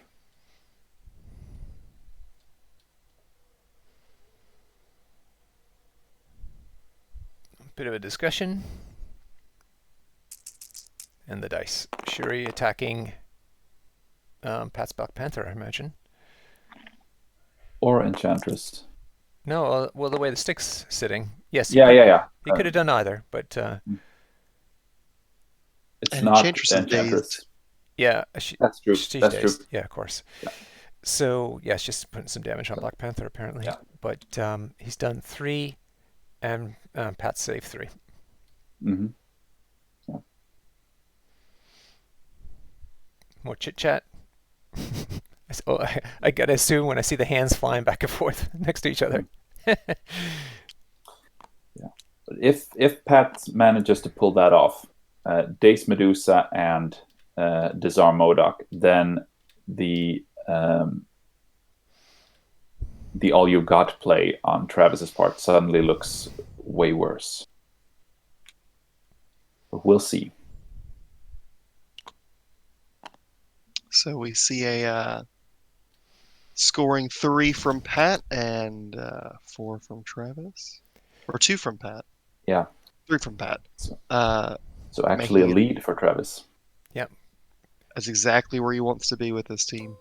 Mm-hmm. Is And now it's extremely likely that the game will go on for at least 5 rounds. Using the Huggy strategy of how to stay ahead. 1 point. Pat needs to score 6, or he needs to score 5 this round and next to close the game out and by round 4. And I think that looks quite unlikely.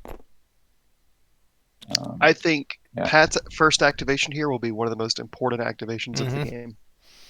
I agree. It looks like he was checking the disarm range there.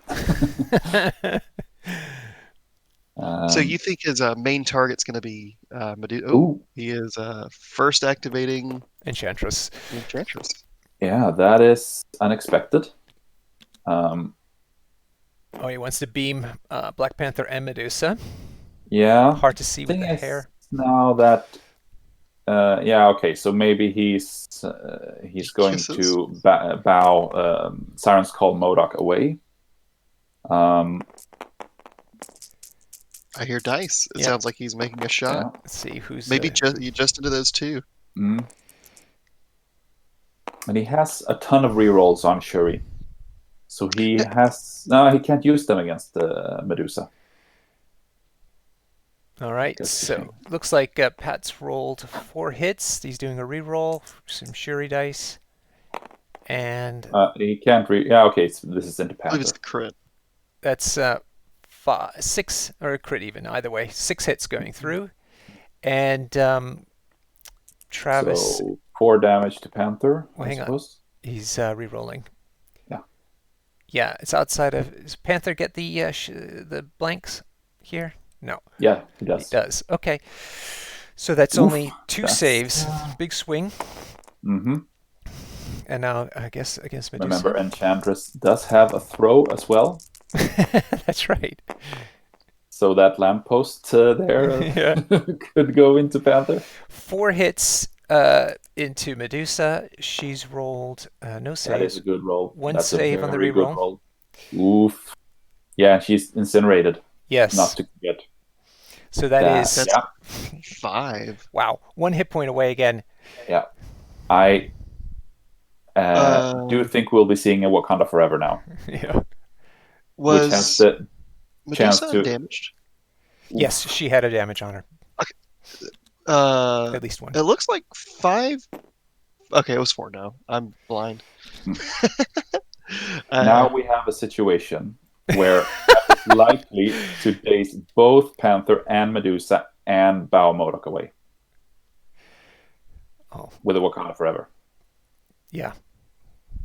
Yeah, he has 3 potential attacks into Medusa right There now. it goes. Ooh, did he throw There it? it is. Did he throw I it? think he's due.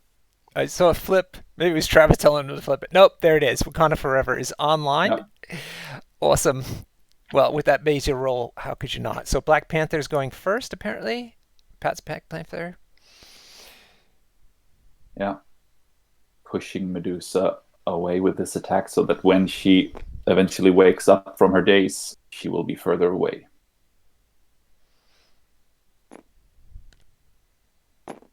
And it looks like it's within 2. Yep. He's measuring from the wrong Panther now. Oh, okay. Yeah. That's right. Red. Okay. Let's roll some dice. Here we Quite go. confusing. Yeah. Like, what's going on, guys? He might be thinking about Royal Decree Yeah. placement. Absolutely. This looks like good roll. Medusa. Medusa's incinerated is a big problem for her. Even That's going to do it. And he pushes her. Does he want her to be incinerated start next round incinerated is the question. Right. You could backstop Medusa against this fountain to do that. But it looks like he wants to get her out of the picture. Yeah. Mind that this move will likely cost Pat priority next round. Right. Because he's on the road to dazing there's 2 the hammer. characters. Yeah. I think it's pretty nice. I think he has to sacrifice priority to stay in this game. Yep. Yeah, for sure. Especially with I those agree. rolls, you have to take advantage of some crazy rolls like that. Mm-hmm. So he's keeping the hammer way out of the picture. And it looks like Okoye now is going to go after Travis's Black Panther. Yes, I believe so. Because then he can use the Shuri attack to push MODOK away. Travis got the full suite of blocks here. Yeah, beautiful. Mhm. And Pat So needs to there's do a just one reroll. reroll. It's all down to this reroll. Whether he gets that extra hit. No, he does not. He has a Shuri reroll too. Oh, does he? Okay. Can he use the Wakanda reroll outside of activation? Oh, Yes. he He gets got it. it. He gets it. You Ouch. And that's can very use useful. leader. It's on any attack, defense, or dodge roll. Perfect. And now we And see there's the the push. push. Yeah. Keep MODOK under control. Yeah. What a very smooth return swing by Yeah. Pat. Well, Travis did use his Wakandan Forever in a gamble that would have been really interesting had it paid off. But in the case here, Pat maximizing the potential of Wakanda Forever. Literally, every one of his characters is doing something with it. Doing something extremely impactful at that. Yeah. No skull from Pat Shuri for the first time. Keep track, are you? I am. That's one of my favorite abilities. I love the roll this, gain a power abilities. I think that's such a really cool thematic Yeah, it is. idea. And Enchantress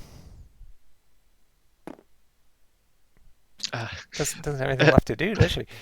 I think No. she anticipated Sirens calling people and realized shortly after that there's no targets. He killed everyone. Yep. So we have Enchantress with a hammer, Angela with a hammer, and Black Panther with a hammer. One hammer swinging by itself down here, which Okoye could easily pick up. Or Shuri, which Travis is measuring now. You think? Okay. Because falling behind 4-0 on hammers is No bueno. yeah, that may in fact be enough for Pat to get to score 6 this round, and that puts him in a spot where he can actually close the game round 4. Now, So sorry. I think this is something that Travis needs to do to pick up the hammer before Pat does. The original placement Pat was thinking about for that hammer was in the size 3 fountain, and he opted to put it next to it, which obviously put it in now, and we see in range of Shuri to pick it up. Why do you think he took it off the fountain? I felt like that was a really good play. Yeah, because hard to get to. it would have forced a climb in order to pick it up. I don't know. Maybe Oh, that's a they've good point, agreed. Hugo. Throwing it up there means needs a climb.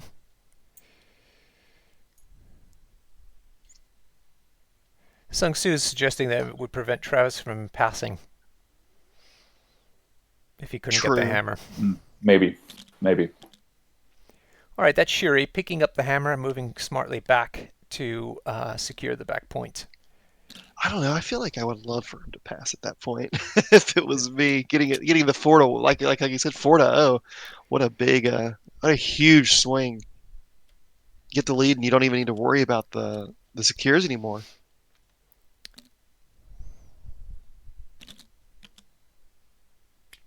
Measuring from that Pat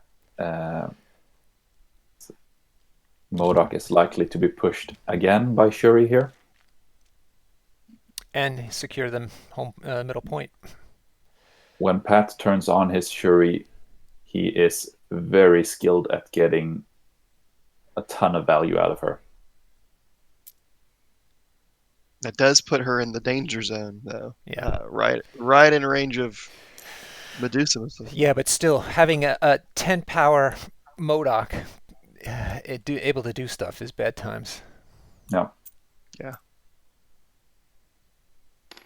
Yeah, Sung Tzu's feeling the same. And I think if Pat actually manages to get the 6-point round here, then I think he can afford her going down, because attacks into Shuri is also attacks into a character that's not holding a hammer. True. All right, we have a move, and here comes the dice. And damage here is really inconsequential, but Travis will take the free real rolls. Pat got his skull. Yes, another skull. Back on track.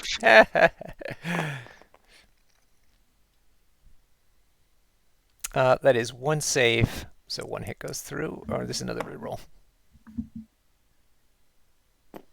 That's one hit goes through. And the push. MODOK is back. MODOK is very sad at the moment. Yeah, he's like, I'm gonna. Nobody wants me. Not gonna do a single attack this round unless he all you've got, and does not seem. And that is how you manage a 10 power MODOK. Did Travis roll oh, well, he's energy defense. That's why. I almost never shoot him with energy. That's why I was a little confused. Here comes Okoye. Let's see. Probably Bodyguard? No. I was thinking maybe he was going for the secure, but Shuri is already on that, isn't she? She is. Yeah. We could see a bodyguard so that he can't move Panther up and punt Shuri off the point for an easy score. Yeah. Or maybe placing the bodyguard so that it covers MODOK's upcoming placement. That too. True. Cool. That was Okoye's move, and she's back in the action as well. But we now have a situation where Pat has 3 activations to go, and Travis only has MODOK left, who is not likely to impact play at all. Guys, I'm going to take this opportunity to take a quick break for myself. I will be back in 1 minute. Thank you, Sung Tzu. You're not too bad yourself.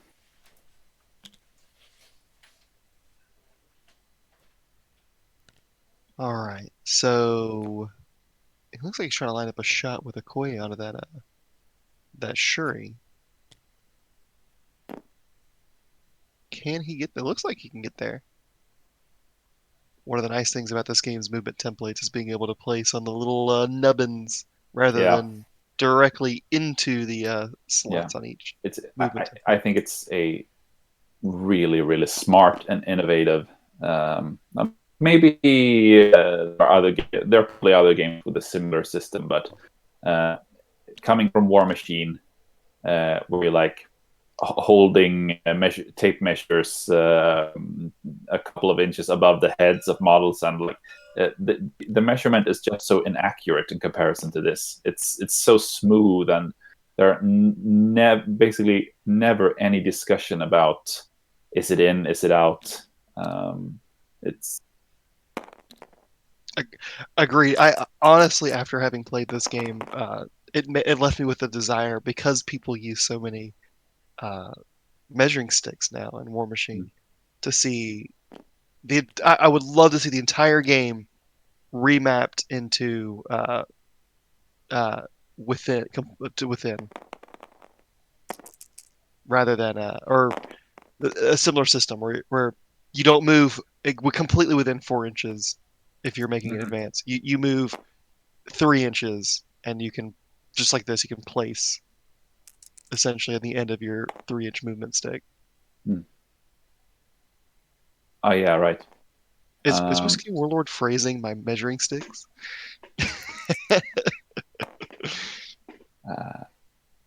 Looks like because Pat used an energy blast into Shuri, which was bodyguarded by Okoye, who managed to block it all, it seems. Blocks 2. because the cover won't Yeah, modify that that's spell. true. So it takes 1 damage. Yeah. So Pat has a chance to KO her at some point. He probably wants to score his own objective, though. I'm back, guys. What did I miss? You missed Pat moving Okoye south of the fountain, shooting Shuri, getting bodyguarded by Travis's Okoye, who took 1 damage. Okay, cool. So bodyguard was important there. And now we're seeing Angela moving into the action again. He is moving her very aggressively. Wow. Yep. Who is he after is the question. Just looking for Medusa? what is Let's keep in mind throwing that something in. Oh, he's gonna He throw wants- the fountain into Shuri because she has 1 power too little for bracing. Ooh, very good. Very She good can't. idea. She can't die though, because it can only do 4 damage to her. But then Panther can go in, maybe, and daze her. what do you mean she can't do Again. brace? She has a hammer, so Oh, it hammer. increases the cost. Yes, thank you. Amazing. A very Brilliant. aggressive play. Very aggressive. That is very Pat. Yeah. Yep. And that is 1 save so far. Reroll. And that is still 1 save. Only 1 save, and that was 4 hits coming in, so 3 hits go through. And that is Angela done. Pat is definitely prioritizing getting all 4 hammers over controlling the demon portals this round. Yeah. He is definitely. I think he really wants to keep the game to 4 rounds. Yeah, the more he has to control MODOK, the more chances of something going wrong. Yeah. There's MODOK. Going to backstop himself this time. Mm-hmm. It was how did Shuri it was a throw, so I think she can reroll those. Wakanda reroll? Wakanda reroll. Yeah. Yeah.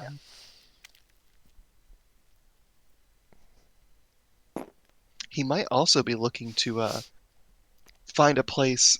It looks to me like Black Panther might have an angle to advance and then pounce into Shuri. He He might be doesn't looking have the for a power for it. Oh, he doesn't. You're right. I don't Unless- know if he's close enough to advance and then strike her. Probably not when MODOK is blocking the landing spots here.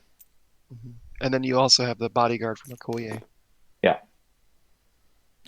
I'm So not maybe sure. he will choose the defensive option and going Black Panther to score his own home objective, maybe.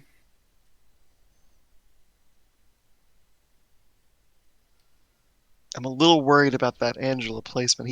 She's in the deep danger zone. Yeah. She's within And attack range of She is within 2 of Okoye, Yeah. who has a ton of power. True. And Medusa can't reroll against her, and MODOK can't reroll against her, so slight damage mitigation there. But I agree.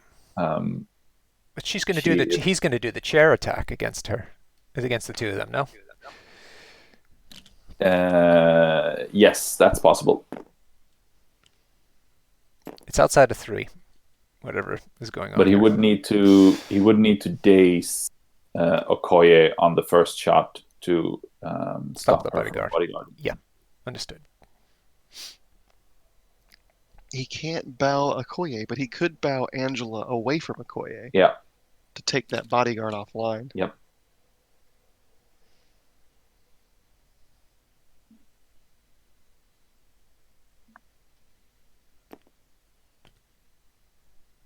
He doesn't have to do it now. He can do it in his first activation next round, I guess.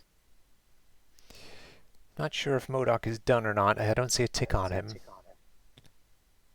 but Pat is measuring off of Black Panther. Hmm. I think that was a very perfectly placed Modoc. Yeah, Seems it's blocking his ability to get into the Shuri. yeah, because it looks like he would actually have been able to get to Shuri um, if Modoc hadn't been there. And that would have been another hammer going into Pat's hands, Yeah, possibly. yeah. Which I think you guys are thinking is his goal here. Well, to be fair, it would most likely have been Okoye getting KO'd because she would bodyguard to protect the Okay, hammer on Shuri. all right. So interesting. He's not going to try. Well, he doesn't want to be incinerated, as it looks like. Otherwise, he could be scoring a point off easily off of any of those Suppose what he secures. could do is move, uh, strike either Okoye, yeah, probably Okoye because of bodyguard, and then pounds into Modoc to threaten to daze him after he is activated. I don't know if it's likely that he will daze both Panther and Angela in one activation. Maybe. We just saw. I don't know if you guys saw, but we got a med pack onto Okoye. I did not see. Thank you. Ooh, I just saw his Card her flip. health reset, Mm. and the card flipped. All right. So he's got still brace for impact and all you got online. Um, Koi's feeling better, which is good if she's there to be bodyguarding. yep. That makes the likelihood Mhm. of KOing her far lower Yeah. Mm. off this Black Panther. Yeah, it's just one attack now and a pounce. Oh, can he pounce? No. Well, he'd attack first and then pounce maybe. He couldn't pounce her because she's on the car. He'll impact the car Okay. um, Yeah. first. And we still have a brace for impact on Travis's side. Correct. Yeah, I think As well as Travis did Pat. a great job of keeping in the driver's seat this Yep, round. for sure. Pat will even out on points, but this activation with Panther here is going to be immensely impactful. Yeah, because it's all Because about priority next turn, isn't it? Next round. Travis has three really impactful characters on his side, which is Modoc, Medusa, and Black Panther. And all of those three are set up to have big activations. And and Pat can't stop that from happening with this Panther move here. So looks like he's going, considering the defensive play, going to his home objective.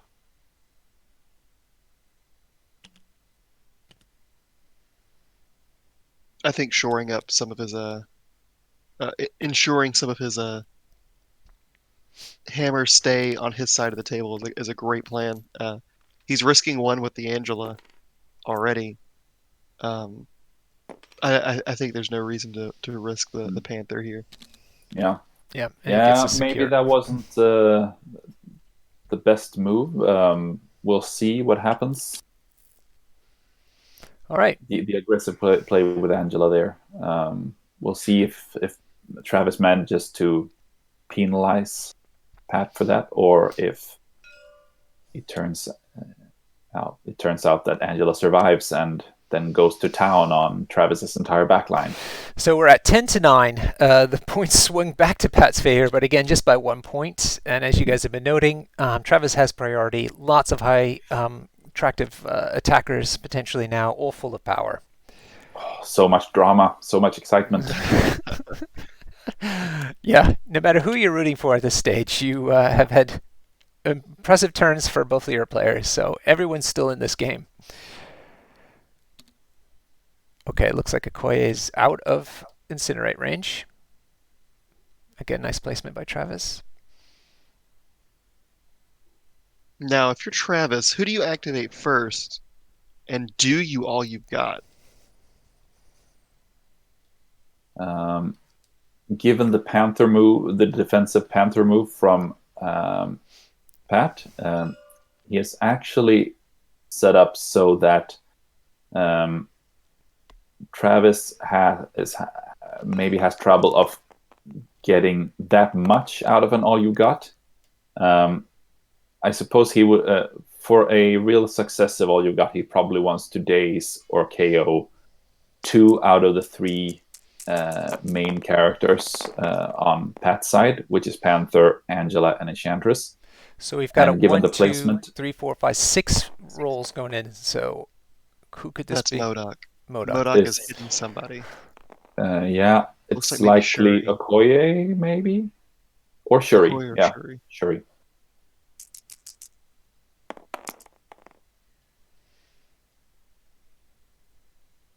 So That's 5 successes. Oof, yeah, wow. 5. So if it is Shuri, she's not gonna die, but close to it.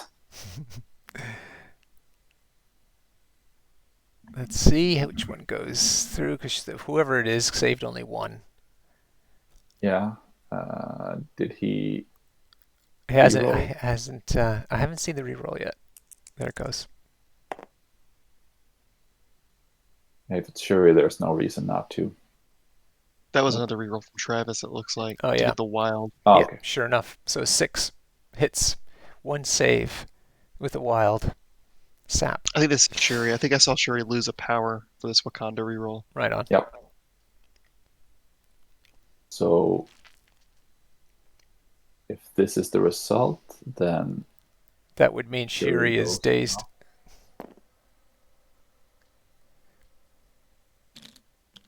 or KO'd. Wasn't she dazed earlier? Oh yeah, I can't Yeah, tell the full. colors, so that would be a. In either case, she's full. So, She will be KO'd here if this attack Yeah. finishes her off. some sort of discussion going on.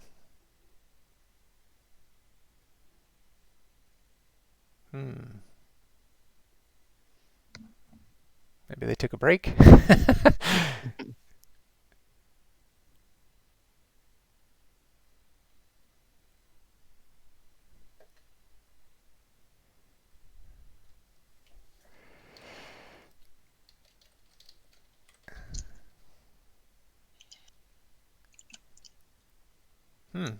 This is very unusual. Oh, there's Pat's hand moving again. So they are still in the table room. Maybe somebody disconnected. Maybe. Doesn't look like it. I am asking AJ now if Okay. she has any insight on this slight delay. Right on.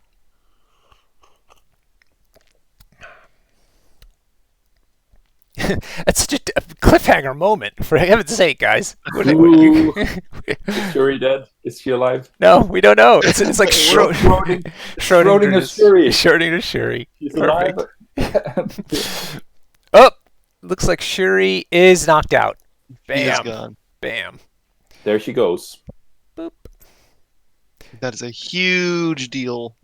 Yeah. Uh, We were talking about how you have to control MODOK, and she's a major way to do that. And now Mhm. she's knocked out. MODOK getting all the power back. Oh, so obnoxious.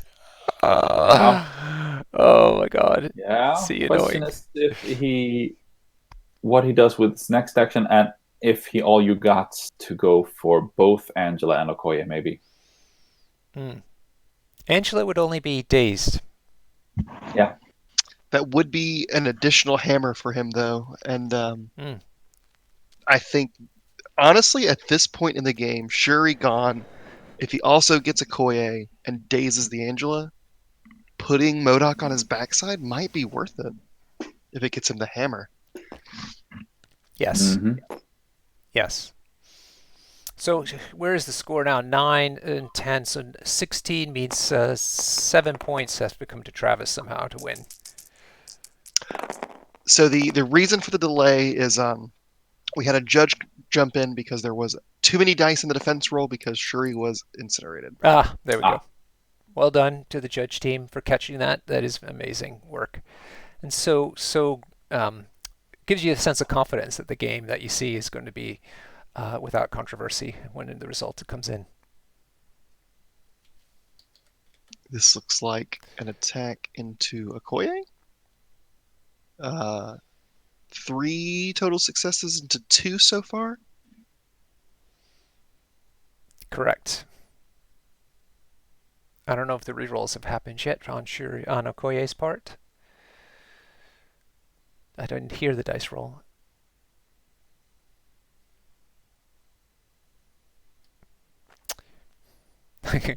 Everyone.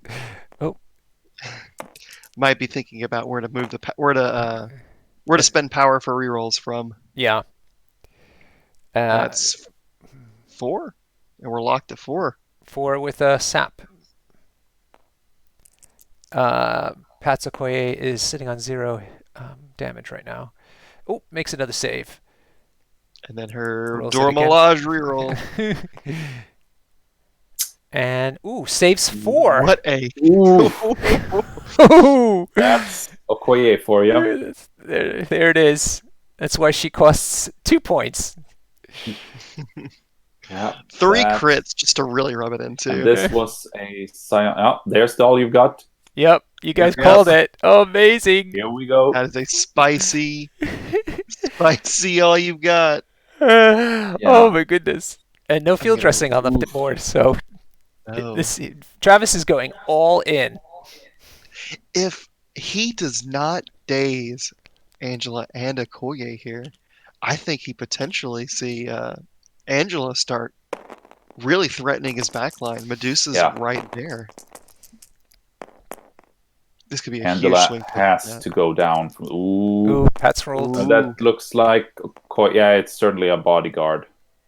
Hmm. Okay. Looks like he decided to have rerolls rather than bowing Angela away. So far, Okoye's bodyguarded and got 3 saves. Is this a chair attack? A doomsday chair? Hard to say. I didn't. Maybe, Yes, yeah, he it did pay is. 3 power. Yeah, so Yep. Yeah. He's paid the power for it. So that's 4 hits going through. So one hit goes through. Not That- what he wanted. and he can't reroll more. So 1 damage to Shuri. Oh, maybe it's a Okoye. Yeah, Okoye. Yeah, I always confuse those 2 names. Yeah. So 1 damage ultimately goes through to Okoye as part of that. Yeah. Was this it can't have been the doomsday chair because he just gained 2 power. Okay. Yeah, it can't have been in Doom. It must have been a. So he has 1 action left then. Right. Correct. He's paid 2. And he can't do Doomsday Chair now, so He's gonna move Angela. yeah. Yep. I think that's a good call. Is this to keep her out of attacking range? He takes away 1 attack action. Maybe she can, of course, Blades of Ichor, but it's always a bit risky. There's a slight risk that you don't roll a hit and get to move, but with the Wakanda reroll, it's kind of likely. Oh, I see. And the other thing is he's moved her out of bodyguard range. Yeah. Which is But very this clever. gives him the chance. This also gives him the chance to actually try and daze her. All right. That Not is so not good. going to do it. No damage attack into Angela because he can't That's modify not going to do it. Oof. Oh, This man. is big. A big gamble, Pat. and it didn't work. Yeah. It didn't work. This Travis has done 2 big gambles so far, and they haven't really quite paid off. But he's pulled it out before. I don't count him out yet. No, and there's a similar situation now where if Angela does not manage to daze Medusa, then or KO Medusa, in fact, then she can make a huge comeback. You almost Unless don't need to. Angela, sorry, You can disarm. And you can disarm the that's true. Medusa, climbing gear into 2 of the Shuri. Amazing.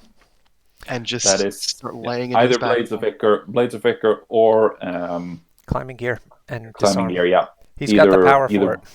Yeah, yeah. Ichor will be And 6 disarm Medusa There it is.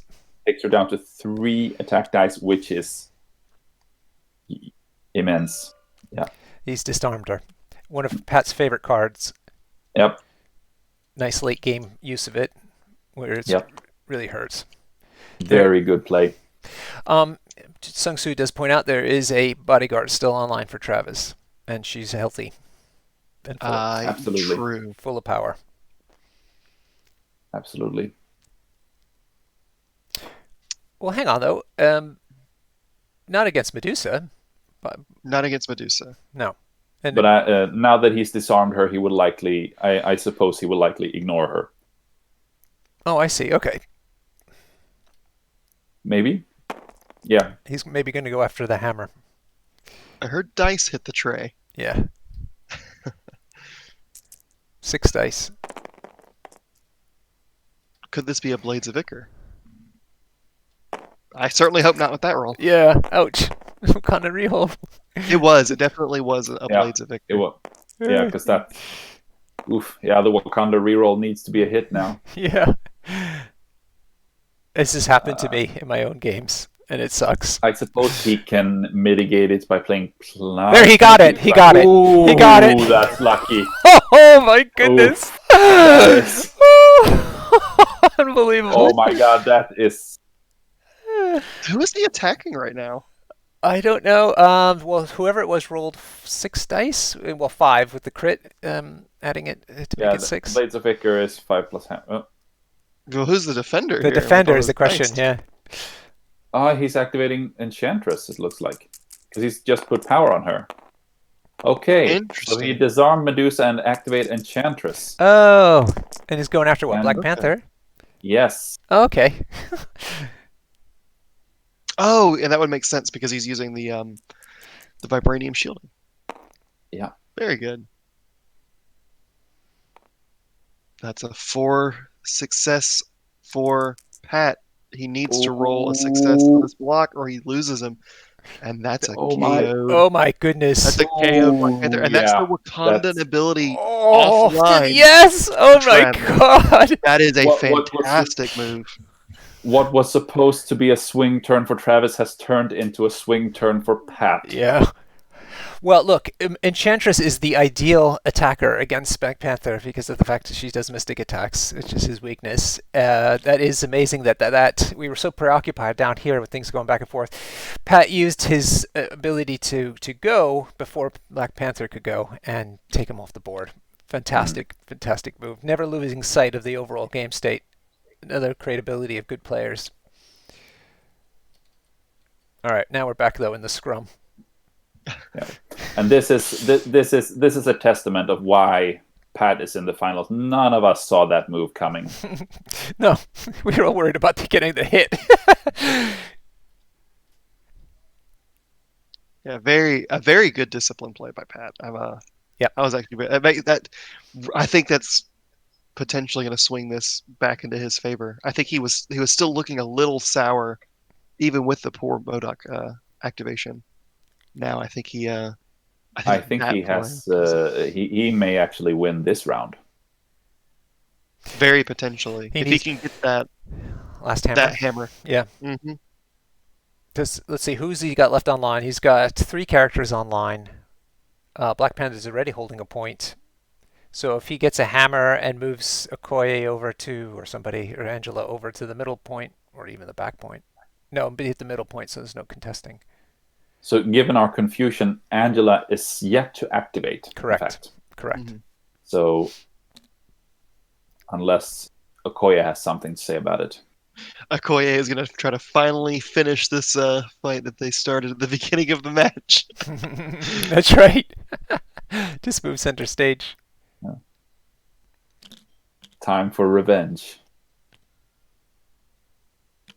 A move. Oh, potential to block the throw. I suppose maybe or a move and use the spender rather than using the blast twice, maybe. Another somewhat risky play. He can't re-roll, so I don't know if I would go in with a spender. Staying No. safe and just building power for the bodyguards is probably the safer option. But Travis may think he's in a position where being safe isn't doable anymore. No, I agree. He needs some sort of X factor to pay off. He needs dice to favor him.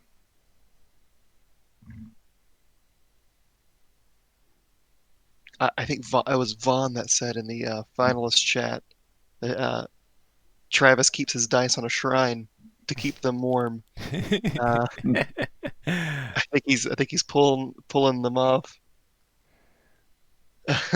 pulling them off the shrine, getting the luckiest roll he can find. I'm not sure how to pronounce your name. Egypt. You can tell me if I butchered that.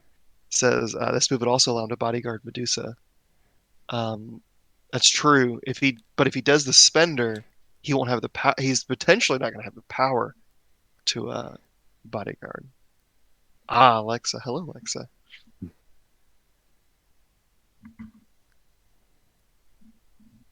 I hope I didn't butcher your Twitch name too heavily. Hey, there's Lexa.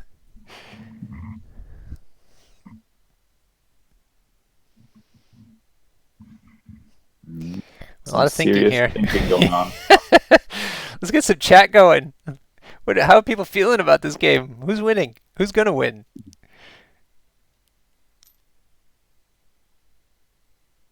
You messed it up completely. I'm having a hard time to see Pat actually putting attacks into Medusa anyway, because she's not holding a hammer and she's on full health. So risk is that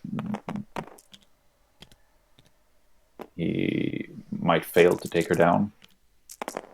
Okay, let's see. We do have the spender coming through. Yeah. A good roll from Travis. One save only out of it. Because Angela, I'd imagine. 2 saves. That will get the pierce and the flurry. Ooh. Yeah. This is finishing that fight. You're right about that. Ooh. 2 points left on Angela. 4 against 4. Angela has a reroll. Okoye does not. Oh, that Okoye roll. Not what Travis Oh, gosh. Travis's dice. What's happened? Angela's is terrible, too, though. Good lord. Okoye did not kill the Angela. Did Okoye do 1 less damage to Now- Angela than she should have? I feel like. Thing is now that now Pat doesn't have to use Blades of Ichor to get Angela within range. He can just strike Okoye, which he would have been forced to do either way. Mm-hmm. Oh, she's on 1 power now, so Blades of Ichor is online on Shuri. Ooh. Yep. I think he's going to throw the truck, force that brace. There it is. Oh, amazing. That's a big truck. That is definitely going to be braced. Boop. Travis says, we're going to pretend that didn't happen. Please continue. And still just enough power to make that Blades of Ichor shot. Now he has to rely on rolling takes the hit. away. It has to be This done takes naturally. away Shuri's counter reroll, which may be the difference between that. Oh, he's got it. Oh, He no. got it. I think he's just going to kill her. Ooh. Yeah. 5 hits. So it turns out not at all impactful. He could have saved that throw. 5 hits, 1 save. Yeah. Oh, dear. That's 1 day's Shuri. And an Angelic Assassin going off, I suppose. Yes. Well, that will have to happen after he picks. Well, yeah, I think he'll move forward if he has to get the hammer. He can pick up the hammer in between strikes, though. So he needs to put it. Maybe he'll just grab it and run away. Mm-hmm. Yeah. You So could also- if he wants to use Angelic Assassin, he can't pick up the hammer until after having resolved that, because it's after this attack is resolved.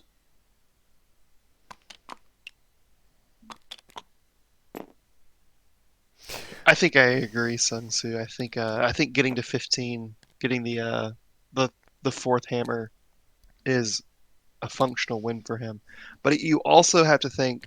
So Travis has Medusa left. Disarmed. Pat disarmed. Pat. I can't quite. Can we get a pan to Pat's. Yeah, Black Panther's on the back point, Enchantress is activated, but he still has Okoye to move to either Yeah. He runs. Travis's home point or the middle point, and that should score him 6 points to win.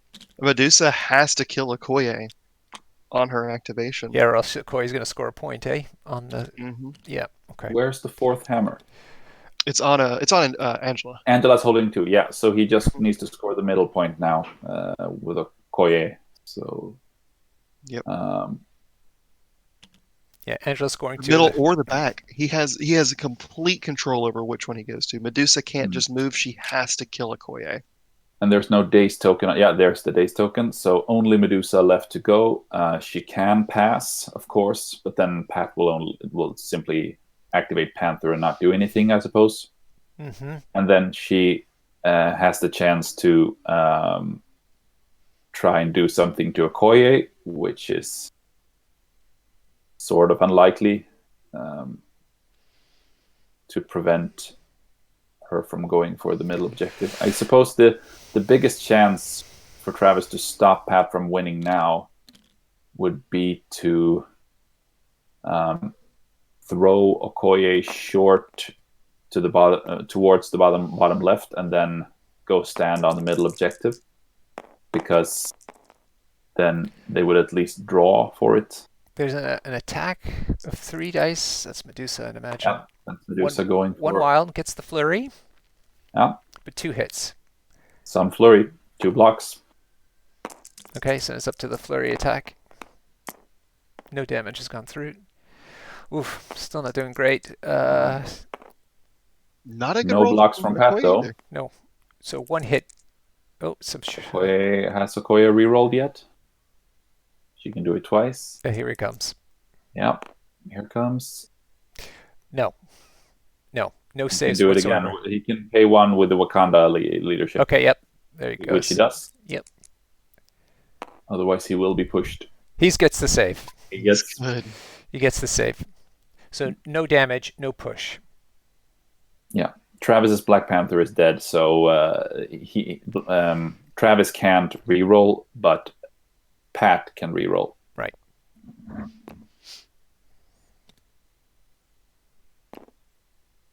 Yep. Travis measuring to see Yeah. if he can get to both. The answer is most assuredly yes. He has definitely committed to killing Okoye on this activation or giving 6 points. I don't know if he could have stopped. Maybe it wouldn't have mattered if he threw Okoye short to the bottom left and then placed Medusa on the middle. I don't know if the throw would make it so that Okoye couldn't reach the right demon portal from our perspective. It's hard to tell. Yeah. I think she would have been able to do it. So that's 2 hits going through. We're doing the rerolls. 1 save. Is he going to pay for another reroll? Or did he do all of them already? I think he did them both at once. Yeah. So that will be a damage, so we will see a push Yep. on the Okoye. But Though, Medusa can't move onto that middle point. Right. no. If you can get the double push, we might be able to see him prevent the loss. So She far, can royal decree to the home one. But, True. so that's 3 saves for Okoye, so he takes no damage on the flurry attack. So I there's suppose 1 it's push gonna go through. push her into the bench to remain within 3, and then hair flip throw her an additional short away, and hope that keeps him from reaching the middle objective. Sure. But yeah. Yeah, he's Is it a thinking medium it. throw? Question is, No, he's looking to see how far can he. Oh no. Oh, Pat does have climbing gear. yeah, that settles it. Good call, And I think Maturos. yeah. I think that will seal. I don't know if Travis is thinking about Pat that. might but I forget think he has climbing gear. Pat could forget. Probably not. Probably not. He remembered the Black Panther. I doubt he forgot his climbing gear. No. Tourist says as if. Pat doesn't forget. I know. But I that's keep the only thing standing between him and the title. Yes, it's distance. All right, and I guess the judges are helping them resolve this movement. Yeah, Crucial placement here. yeah, indeed. Well, Okay. to be fair, even if Pat doesn't win here, Travis is in a very bad spot because he will score at max 1, taking him to 10, and then Pat only has to score 1 next round, and he has the hammers spread out all over the place. Yeah, you just have to run to every So, corner of the board with yeah, your hammer. yeah, yeah. I think that no matter what happens at this point in the game, I think that this is mostly just a victory for Travis's morale, Mhm. being able to postpone one more turn.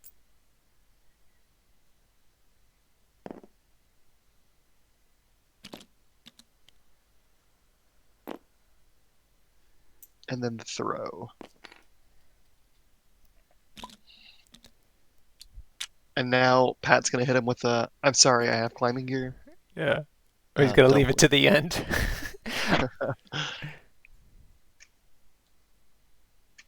Oh, he's going to do the royal decree.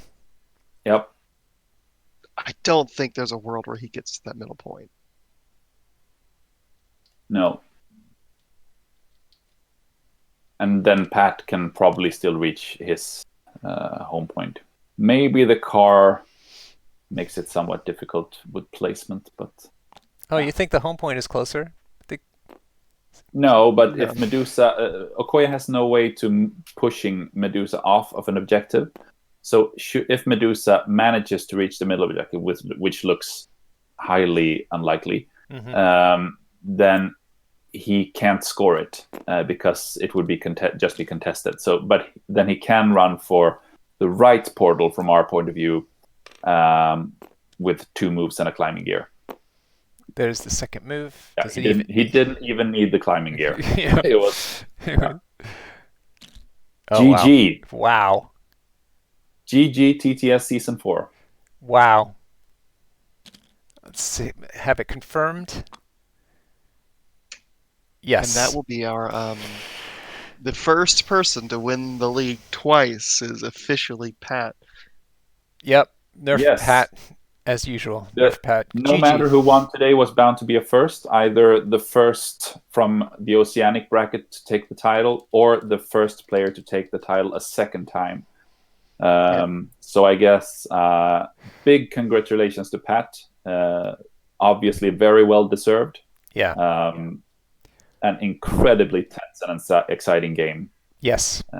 as so many that we have already witnessed during this. Yeah, you're absolutely right. The entire elimination round has been a phenomenal thing to watch. None of the Yeah, games have been real duds at all. Shows you both the caliber of the player and think also the strength of the game design as well. So hats off and I to think MG. I do believe that this is the first time, the first season where there's been systematic coverage of all the games. Hmm. Well, maybe 1 or 2 were left out in the first elimination round, but at least from the second elimination round, there has been full coverage of all the games with commentators. So it's been easier than ever to follow along and really take part of the action and the elegance of these top players. Yeah. For the skill. It's interesting that this is another advantage. We're going back to the very beginning of our pre-game show. Another advantage of being in a fully virtual environment, and that we can broadcast to the world exactly what's going on in the meta, but also in individual games, and have this recorded. You don't see this at conventions, as exciting as conventions are. You don't usually get this so easily. Yeah, you For get sure. one top table, maybe a second, Yeah. typically. And also you need much more advanced equipment, I suppose, with proper cameras and wires. And here you only need a Twitch account. Yes, precisely. Well, a couple of cameras and things. All right, look, it looks like they're probably going to be chatting with the two players now. So I think at this point we'll thank everybody for joining us. It was incredible interacting with everybody on the chat. I hope you enjoyed us commenting on it. And I want to particularly thank our special guest, Marzane. You've been a delight to have on the show. Really contributed a lot. So it was great to have you. I hope you enjoyed it. Thank you. Yeah, it was a ton of fun. Definitely worth waking up at 3:30 to watch. It was a blast. How do I sleep after that? How do I got all this adrenaline Yeah. Well, watching you these have a two big day ahead of players. you because you're going to be doing a live event, and I think, and or at least some live gaming, and you're going to be firing off the central bracket of the one-day tournament we have on TTS. So you're a busy man today. Yes, and then I also potentially have work business to deal with in the middle of all this too. So Wow. I Amazing. didn't even drink my coffee. That's how good this game was. Wow, I that is impressive. Yeah, that So that is the testament for sure. Hugo, you're amazing as always. Thank you for being such a great partner and encouraging us to do this in a better way each time we do it. Thank you, Norbert. It's always a pleasure. Brilliant. Okay, with that, everyone, we thank you. Have a great day ahead, and we hope to hear a lot about what your thoughts are on the chats and in Discord. And if you haven't played before, please do consider playing. You can see how much fun it is. All right, everybody, have a great day. Take care. Have a great day. Thank you very much.